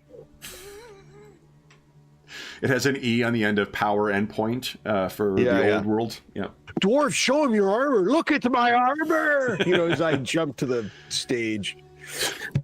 We can foresee the that maybe a way of proving a point. What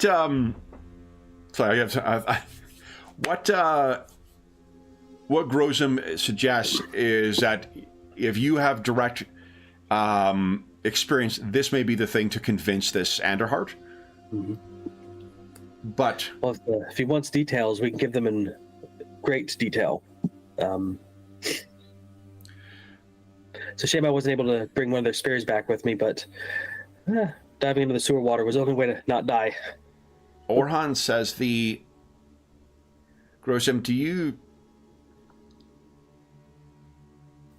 I've heard tales of these things corrupting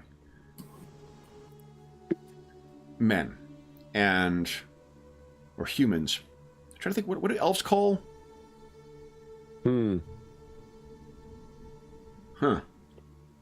Not sure. I'd have to... Yeah, I don't know what, because there's probably some similar, not slur, but like similar, right, denigrating thing. Right. In 40K, they call them monkeys. Oof. Yeah. Who calls what monkeys? It's MONK, like EI, but in 40K, the Eldar refer to humans as monkey.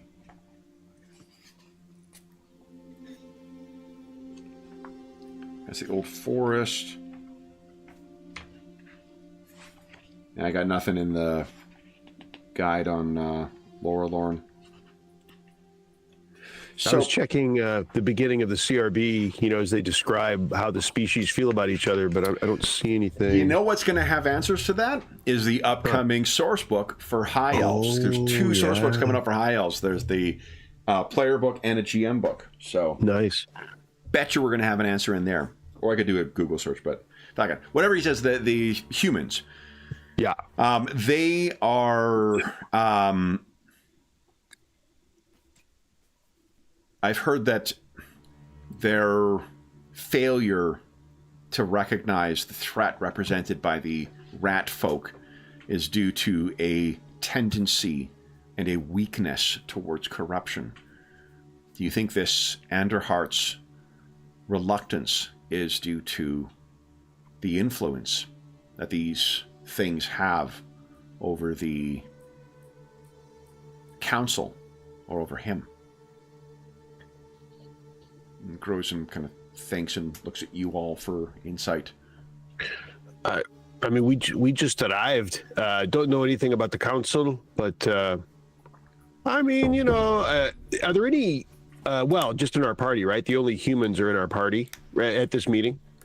so we can throw them under the bus a little bit. The dwarf says, humans can have their eyes open for a bit of trinket here and there, to be sure. Don't know if dwarves are going to throw much mud at that, to be honest. It's the Gromril pot calling the kettle. Right. About these specific modelings, I mean, we just arrived. I can't really speak to that. I don't think we can, but it's an interesting comment, Ohar. Anyone can give us a... Thognot's gonna be terrible at this. So Alwyn. anyone else can... If it's not involving hitting something, I'm gonna be dog shit at this. Right. Alwyn, Rutard, and Talther, why don't you give us an average intuition, and Thognot give us a challenging intuition, because this is about the hearts of men. Oh dear. It's okay, Thognot. You being good at hitting stuff means I don't have to be. There you go. Oh, look at Thognot. He's on it. Okay. So then, Thognot and Alwyn, let me ask you a question. What is Anderhart's role in this whole exercise? Like, how did you come to learn about him, and what is his interest in this? I think artifacts, to elven artifacts, possibly with the involvement of his boss, or the gold master, the gold wizard master. But anyway, that's a side thing, right? Remember, Anderhart is the merchant. Von Thiel, he's a merchant, so he's looking to make money, surely. Right. That would be I was thinking Von Feelbad, but yeah, Anderhart's the merchant. I have a token with Von Feelbad's name on it on the screen, if that helps to remind. Yeah. So the then Alwyn, if that's his interest, and Thognoth as well, if that's his involvement in this, what benefit would he have with working with the Skaven or trying to conceal him?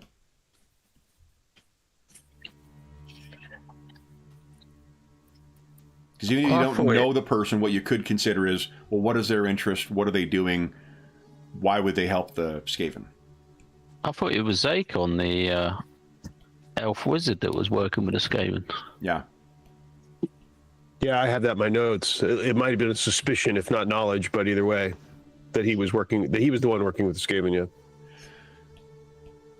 So then what do you think the likelihood is that Anderhart is working for the Skaven or with the Skaven? As well as Zakon.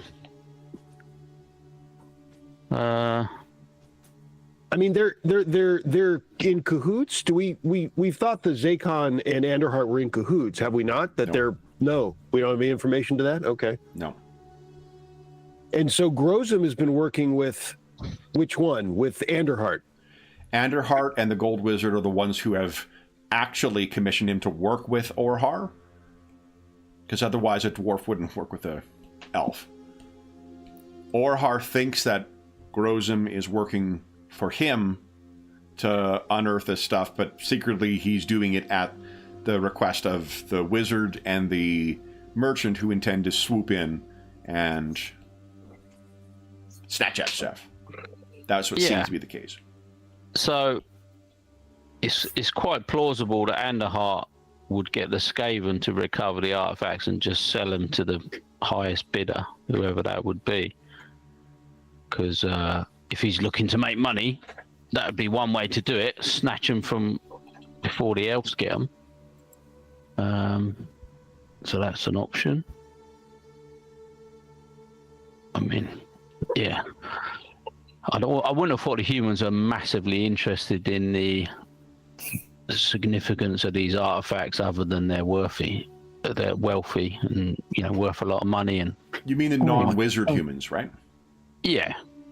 Oh, yeah. I'm interested. Well, I'm interested in the coin. I'm interested in getting paid for the job we just done as well.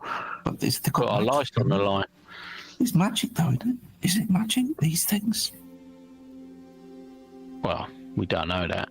Well, could be. If they're magic, all the more reason not to touch them.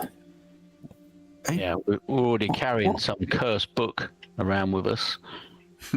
Fortunately, you got rid of your cursed dagger, so your amount of cursed artifacts is at a threshold now. We stashed our cursed box. Yeah. With the elves. Temporarily. You got to speculate to accumulate, though, right? Right? So then, with that in light of Orhar's question, that do Alwyn or Thoknoth have any insight into it, being mindful that Orhar doesn't seem to know that Grozum was actually hired by Anderhart? Well, I don't want to give up Grozum because it's Fognoth's mate, so he'll keep some. He just wants to get paid for going down and risking his life. I don't care about the artifacts. I'm all ready to leave this place, to be honest. I've had enough of it. And I know Alwyn won't say that out loud since my axe is still here, but if you give me the money, I'll buy you an axe. If it means we can leave. This is a dwarven axe, my friend. You're not gonna find that right down at the store. I mean, yeah. I mean, we could just. I mean, yeah. Thognoth's not going to touch whatever story Grozum's cooked up. He's going to leave that. He's gonna make non-verbal noises at that, like you know. We need to have that conversation, like in private, don't we? Yeah. We want to talk to him about any further business. This is too open because they're both trying to do the similar jobs, and there's too many other people involved. Yeah, we don't want to get Grozum in trouble at this stage, I don't think. So I think we keep quiet. Yeah. Okay. So Orhar is just simply speculating on that. In any event, Grozum, you're seeing nothing coming from you guys, says, I cannot say. If these manlings are corrupted, surely putting our case to them would reveal what their true heart is. That's a good point. Yeah, it seems like they should be involved. I mean, it's the whole town, trying to that's above these sewers, these infested sewers. So involving them seems logical to me. And Orhar says, and to be frank, to achieve what you're proposing, what Grozum is proposing, it's beyond our means. Everything we have is invested in this excavation. Grozum says, I could send word to Anderhart, and with these drawings, I can get to work on plans. We'll need access to a shop or to a draft studio, though. Perhaps I think Anderhart may have access to what I need. Orhar says, very well, but you perhaps should not travel alone. If these Skaven have attacked Dwarf before, and Grozum, so indeed, we can escort him there if need be, and then I could use it. And the dwarf puts on his best sullen look. I could use a reference to an armorer. We can do so. What is breastplate? What's the rarity of it? That sort of determines how difficult it is to find, right? That's a reasonable question. And I need repair too, both and repair on the others. The other. I think that stuff is like downtime activity too. Like that's gotcha. Yeah. Yep. Breastplate is scarce on the normal armor, but I don't know if does it need to be dwarven specifically or just. I don't know that my armor is dwarven. I think it's just at this point it's comically overlarge. Yeah, he looks like he's wearing his father's, armor, a little long in his sleeves. Made by dwarves. It may be made for a dwarf, but not made by dwarves, is I guess what I was saying. Fair enough. 10 gold crowns for a breastplate, and it is scarce. Mm-hmm. I mean, if you want to sully your body with a leather jack, that is a lot easier to come by. It's better than nothing. True. Yeah, I need to get some stuff as well. Scarce I've is got actually nothing. Scarce is not as hard to come across. Scarce is 60% in a town. Oh. 60, so it's not like it's it's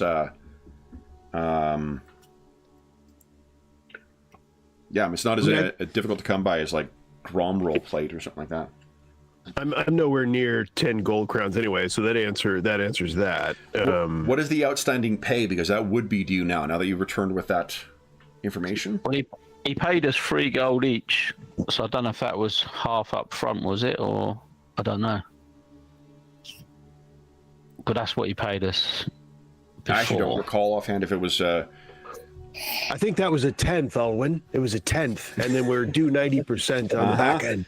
What's 5%, what's Fognoth's haggle skill again? You know, it's there. What we're saying is there's a chance.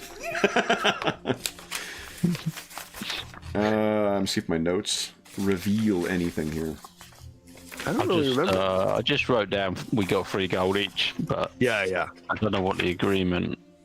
I agree. Oh, 3 gold. That sounds great, as I say. Fortunately, you weren't here for the first. You should have been there, Ruthard. You should have been there. I think I one was, of the, in a very real and very legally binding sense. I So think you'll find because I was there. here's what we'll pay 3. Everyone will get 3 gold crown further from Grozim for doing that, including Ruthard, because you fought your way out as well. So it's assumed that you assisted. Minus 3. Then this takes us to about like maybe 9:30 or so, 10 o'clock. What do you guys wish to do? Grozim does need to get to work on this these designs.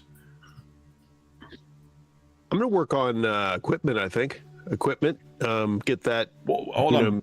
What I'm asking is, like, where are you escorting him to where he's going then first? Yeah. Okay. Yeah, we'll do that first. Yeah. Yeah.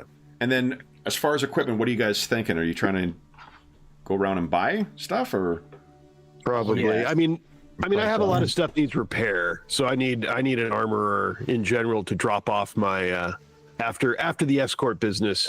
Yeah, repairing. So it's 10% of the armor's base price per AP lost to repair it. I'm on page 300.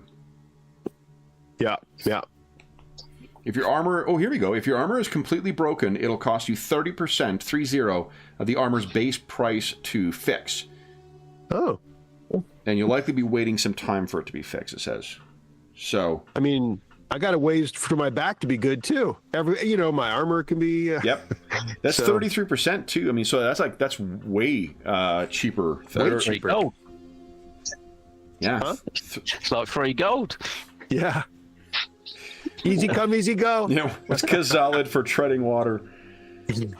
Right. We don't have a word for definitely. I'm in. It's a good thing I didn't delete it yet. I just couldn't get myself to delete it off the character sheet. I put on the sad music and all. Yeah.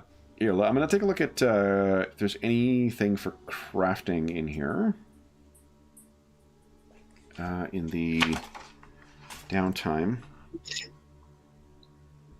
What does everyone else wish to do during the downtime planning stages? It does sound like you're going to need to make a appearance before Anderhart and make your pitch.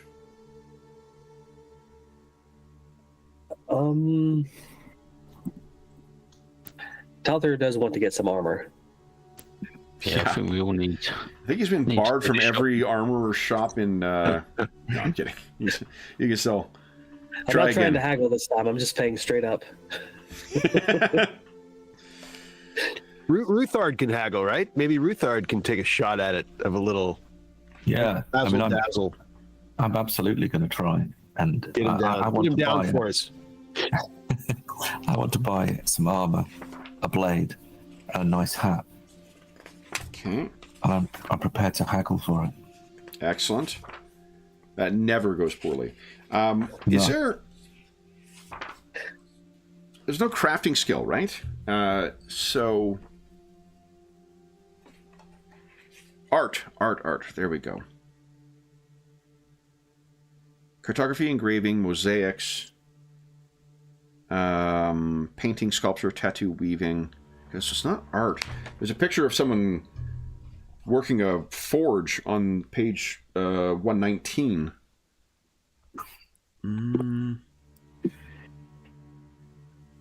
Maybe it's trade? Oh, yeah.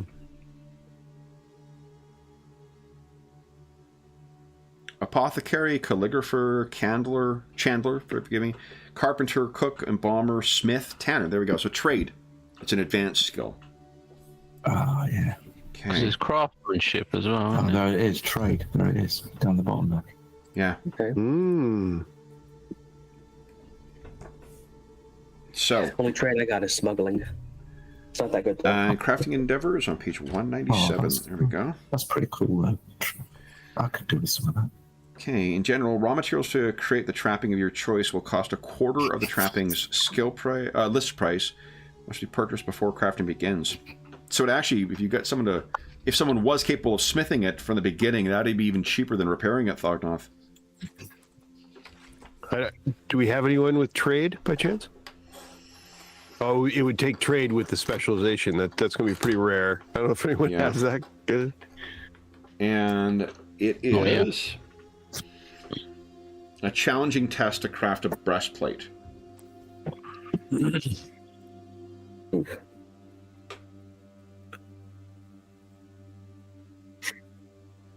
So I just have to have a pro do some hiring. Yeah, I guess. And I actually don't have... I wonder... It was in...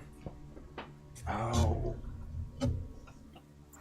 One of the source books has I think it might be Archives of the Empire 3. Had crafting rules in it. Let me grab that quickly. Hmm. I think I'm just gonna get some leather armor. That sounds decent. Doable. I'm gonna avoid Yeah, the cap because I don't want my perception cut down.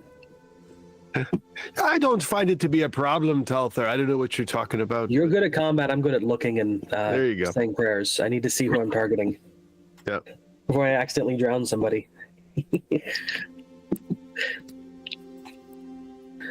Yeah, you pay quite a bit for that extra point of AP on the plate, but you do get impenetrable, which is nice. So with a jack and the leggings, which is all I need, it's 26 shillings. So gold crown and 6 shillings. You know, sometimes it's just a matter of remembering what's in something, not what the actual thing says. Archives of the Empire Volume 3, Suits of Steel, includes comprehensive rules for repairing armor. Oh, Nice. Repairing armor with a trade skill, plate mail requires trade smith and requires trade tools and a forge or workshop. It's then a challenging extended trade test. You can make one test per hour. The number of success levels required in order to repair a piece of armor depends on the type of armor being repaired. Plate requires 15 APs. This represents the amount of time it takes to restore 1 AP to a location. Repairing it as an endeavor, if you don't have the time or expertise, to repair their armor during the course of an adventure, they could try and do it as an endeavor during downtime. In order to do so, they must have access to suitable tools, blah, blah, blah. Then you make an average trade test, repairing 1 AP of armor for every success level you score in the test. And then asking an NPC to repair armor. If a suitable NPC smith is asked to repair armor, it costs 10% of the armor's base price per AP lost to repair it. So if you have a sleeved chainmail coat with 1 AP of damage on the body and 1 AP on the arms, it'll cost 20% of the base price to fix. If your armor is completely destroyed, it will cost you 30% of the armor's base price, and you'll likely be waiting some time before it's completed. There's great new rules in here for this. So, like, you can also get them customized. nice. Yeah.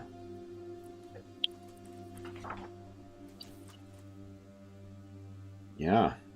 Like, you can get armor that is a suitable fit. Oh, that's for... Which hold on. size? Those are random things. There's rules for looting armor, which is pretty fucking great. That is great. Yeah, yeah. So you roll for, like, suitable fit, poor fit, won't fit. Nice. Yeah.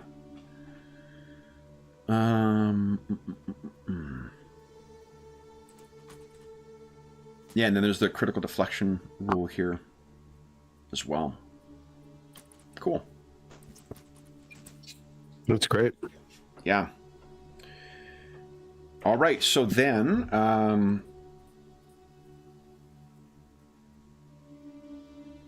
points. So the soft leather armor says it's common, which is in stock for town. Could just buy it if I'm not haggling. Well, first we're going to have to... There may be stuff... You got to escort this Grozum over there, and seeing that you guys seem to maybe only the two... what do you call it? The two dwarves in town. I'm curious if you're taking any precautions to conceal yourself. Oh yeah, because Skaven's might attack. I don't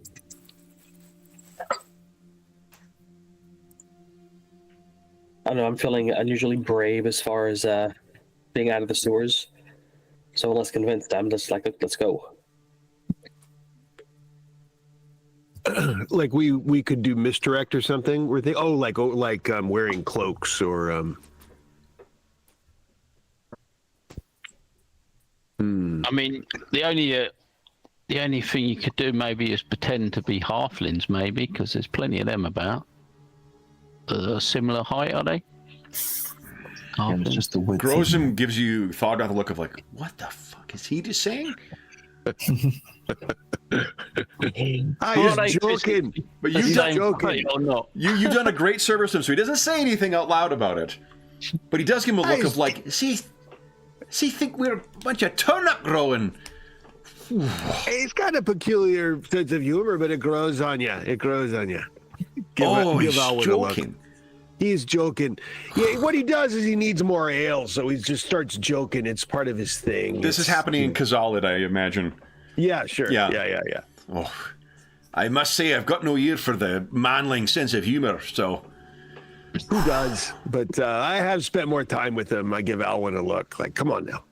I swear, Thorgnoth, if you can put up with their humor, it's not just your Gromrib plate that is thick. I'll take that as a compliment, my friend. Oh, indeed, as an intended as one, too. Your hide is thick. Yes. As a dragon's hide. I don't know. I'm not sure how much... Back in Common, or whatever, I can't remember the... What is it? It's Reichspiel. Reichspiel. Yeah, he says I know many halflings here. We could plant a turnip truck and turnip wheelbarrow in front of us, and I don't think they'd pay us any mind.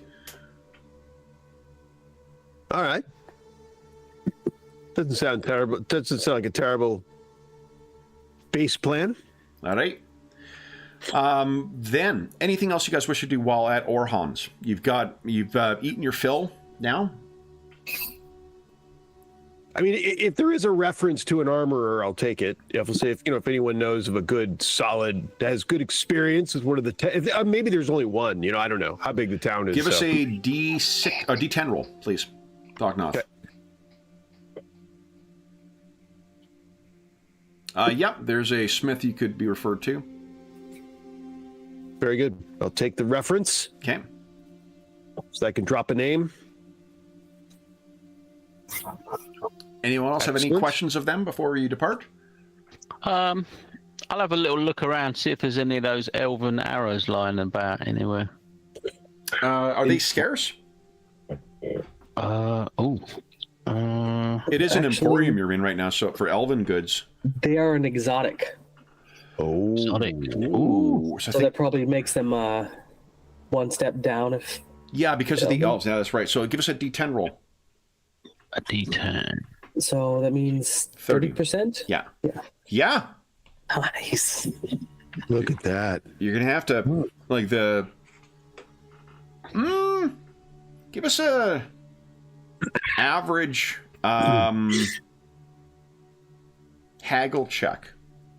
Either Alwyn, or you can rely on one of your allies if you feel they've got a better tongue. He's got his attractive talent, which Sure. is That works with charm. Oh, nice. These elven arrows are almost as sexy as you. That's a great roll. Let's see here. Wow, that's good. Let me make a haggle check for them. Why did I put my dice away? Okay. You're going to save 20% on the cost. So buy as many as you like. Nice. Wow. Then, How expensive. who is going to give us a stealth urban check here? I got a 35 in stealth. Yeah, I'm more of a rural And if stealther. Ruther's better at it than I am. Ruthart is an owler, so he probably knows some backdoor, back alleys kind of stuff. I have a 4% chance if we're, if you're really. I'm trying to find it. But The plate is not It's helpful. the very bottom Plate. left of your skills. Plate is not helpful. Thank you. Let's go right to the bottom then. There it is. So I'm rural based. I don't know. Right. Okay. So is it? Would it default back to agility then if you want to Yeah, do it's a good question. If it's I actually like can't sitting or? I can't remember offhand. Let's take a look at your stealth. So it's a the group points I put in skill. stealth. Yeah, mine's based on agility as well, so. it's probably basic. It is a basic skill, yeah. It's a basic skill, but it's specialized. Yeah, it's to rural. grouped. Nice. And there's a difference, I thought, between your grouped and skill specialization. Yeah, so a grouped is an array of related skills under one heading. Each one is a specialization, so when you gain an It's on advance the in a screen, group too. skill, you must... Which?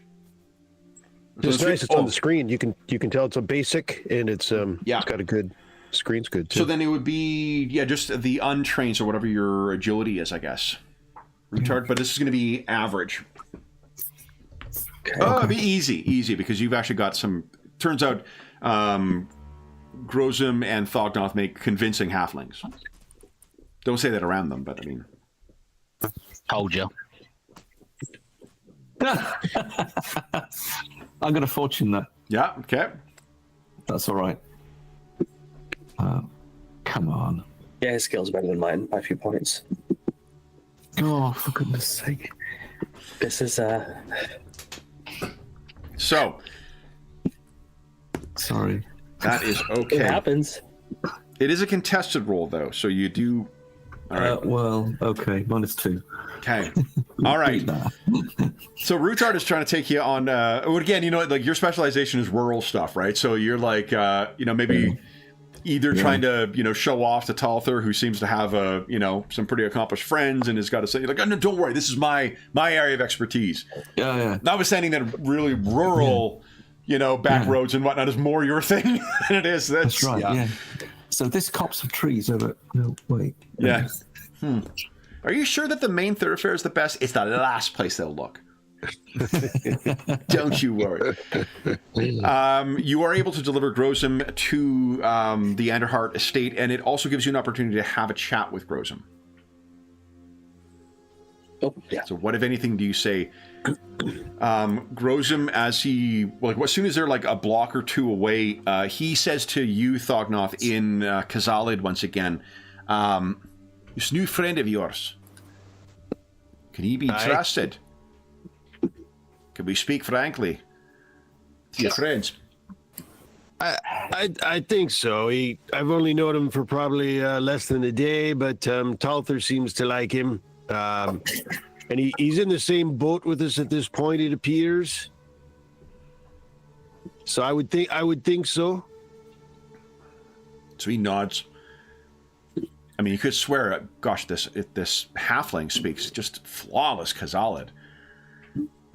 He then says to the lot of you in Reichspiel that I appreciate your discretion with revealing my relations with the Anderharts.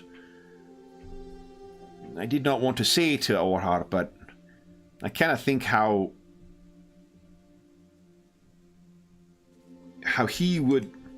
Valtane would be working with the Skaven while also going to the trouble that he is with us, the wizards. Unless he was inclined to keep the treasures for himself, as you suggested, Talther. Though I don't know, the Skaven aren't known to share, but they are known to prey on stupid and greedy manlings. Well, the only thing I could think of speculating is that if he's reached a point where they've dug all the tunnels he needs, washing them away may be his best option. In which case, why would he resist it then? Put up a face in front. Knowing the man as little as I do feel that this is... It's a great risk to the city. It's a great expenditure, no doubt, for the blasting powder. And I mean no offense to you, manlings, but your kind is staggeringly ignorant when it comes to the Skaven. Almost willfully so. No offence taken, Squire. I don't want nothing to do with them either. So We live shorter lives than dwarves. We need less things to worry about. True. And since when has ignoring something ever led to problems? He will take some convincing, but I trust that you can prove the truth of what you've seen with your own eyes to him. He can be temperamental. So, if he pushes back, no, that's his... He's a rich man on account of his actions, not his name. So, expect... He may take convincing, though I suspect you can do so. I would think. I suppose we could have a meeting. I mean, in as much as it matters, we could have a meeting with him before seeing to our equipment, as the equipment provides a bit of visual backdrop to our account. So he can see it's fresh from the battle, rather than after suitable attention from an armor smith. He nods. It could be. Did you not find your axe either, Thognoth? Oh. And yeah, his whole countenance, his shoulders drop, and it's unreal. Didn't see it anywhere. Leaving a dwarven axe in such a place. But what you have gained is an oath of vengeance against the Skaven. Aye. That in spades. Right in the book it goes. Aye! Both these halflings suddenly bring out books and starts furiously scribbling down something. For generations to come, he mutters as he's like scribbling. Anything else you guys wish to ask Grozum about, or you wish to discuss with Grozum?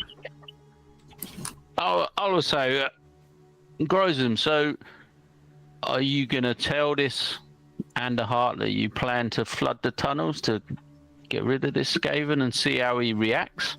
We have run the plan past him, and it has been... the wizard is agreeable to this. Anderhart felt he was not opposed to it, but he has not endorsed it as of yet. And to gain access to the blasting powder is not cheap. We need his finances to access it. That is suspicious. Maybe he's working with a Skaven. Maybe they're going to recover the artifacts for him. But like you say, why go to the bother with this wizard, etc. You know, on the off chance, we could just argue that it'll help clean out the sewers a little bit, and they are a mite in need of cleaning. Can you think of any other reason why he might resist it?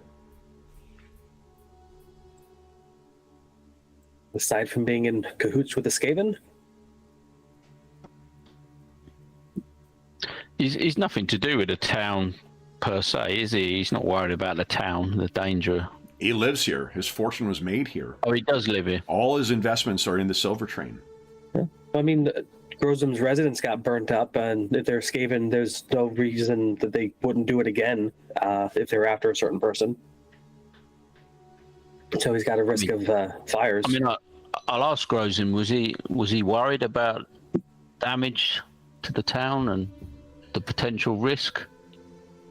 Oh, I when you put it that way, the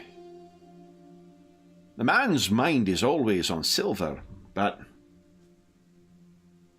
this is the place where he grew rich.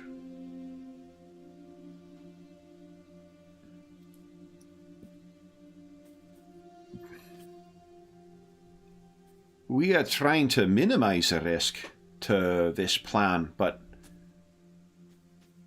if we get our calculations wrong, or if fortune is not with us, the Skaven's plans seem to be to sink the city into the lake. His concern may be that the risk to this plan is too strong. But he didn't raise that risk when you think he would have done. No, he found some other... Perhaps he did not wish to look cowardly before myself and the wizard. Use the excuse of the questionable nature of the Skaven in their mind. I don't know. Again, I've struggled with the minds of manlings. Perhaps you'll get a better measure of him. Say, in 2 weeks' time. Sadly, we're out of time for today, guys. So, a long walk, a long town. Yeah. Yeah. So everyone gets 100 XP except for Rootard, who will get 500. And for those listening at home, thank you so much for joining us for... guys, this is chapter 30. Oh, boy, of the Salt, Silver, and Sin campaign. As for those listening at home, as is always the case, if you have any comments, questions, or concerns regarding the session, the campaign, or the game we're playing, please don't hesitate to leave a comment in the comment section down below, and I'll endeavor to reply in a timely fashion. I will comment on just one brief thing too. Our approach to playing this game, just to give context, I think we explained this when we made characters. We're not trying to get everything right about the lore in Warhammer Fantasy. We're trying to have a fun game using this as a setting for it.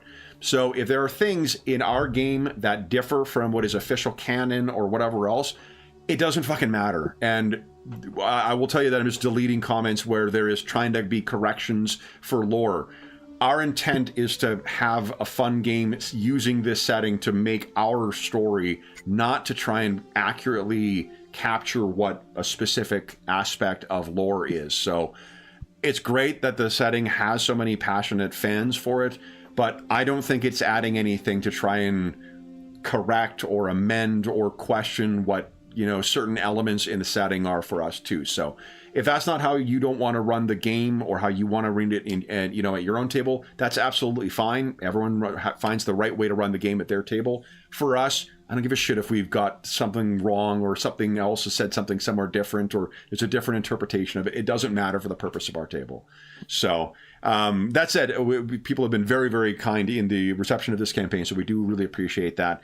In addition, there's a link down below to the Dungeon Musings Discord server, where we have channels dedicated to Warhammer games we run on the channel in general, because we run quite a few of them. You can find also channels dedicated to the other campaigns we run on the channel, the other games we run on the channel, as well as things like GM discussion, virtual tabletop chat, a sort of game chat, convention chat. There's a terrific, fun, knowledgeable, welcoming, and friendly community over there. You are more than welcome to join us. There's also a link down below to our friends at Noble Knight Games. Noble Knight Games is the preeminent unionized retailer of hard-to-find and out-of-print RPGs in North America. Not only do they have an amazing selection of new role-playing games, board games, and card games, they have an unmatched selection of hard-to-find and out-of-print RPGs, like, say, older editions of Warhammer Fantasy. If they don't have something in stock that you're looking for, you can put it on a want list, and they'll send you an email when it comes in. And if you make a purchase of $10 or more through their website, be sure to enter the code Happy Muse Year. It is listed down below. Easier to type than it is to say. It'll save you 10% on your purchase. What's that, Sean? Oh, yeah, they also have a wide selection of the Dark Eye role-playing game, too. Another hard-to-find RPG. Thanks for the reminder. There is, that'll change as of April 15, 2025. So if you're listening to this after that time, come to one of our more recent videos and we'll have the current discount code listed down below. Otherwise, the last thing I will say is a huge thank you to our stalwart, grim, and perilous players. And a congratulations to you as well for escaping the Skaven Warrens. So Darren, Graham, John, and Sean, thank you so much for playing today, guys. Congratulations on making your escape. We'll be back in 2 weeks' time, but until then, we hope that we gave you a few hours to take your mind off the troubles of our world and think about the trouble that our grim and perilous heroes have been encountering as they're simply trying to, well, what were you trying to do this time?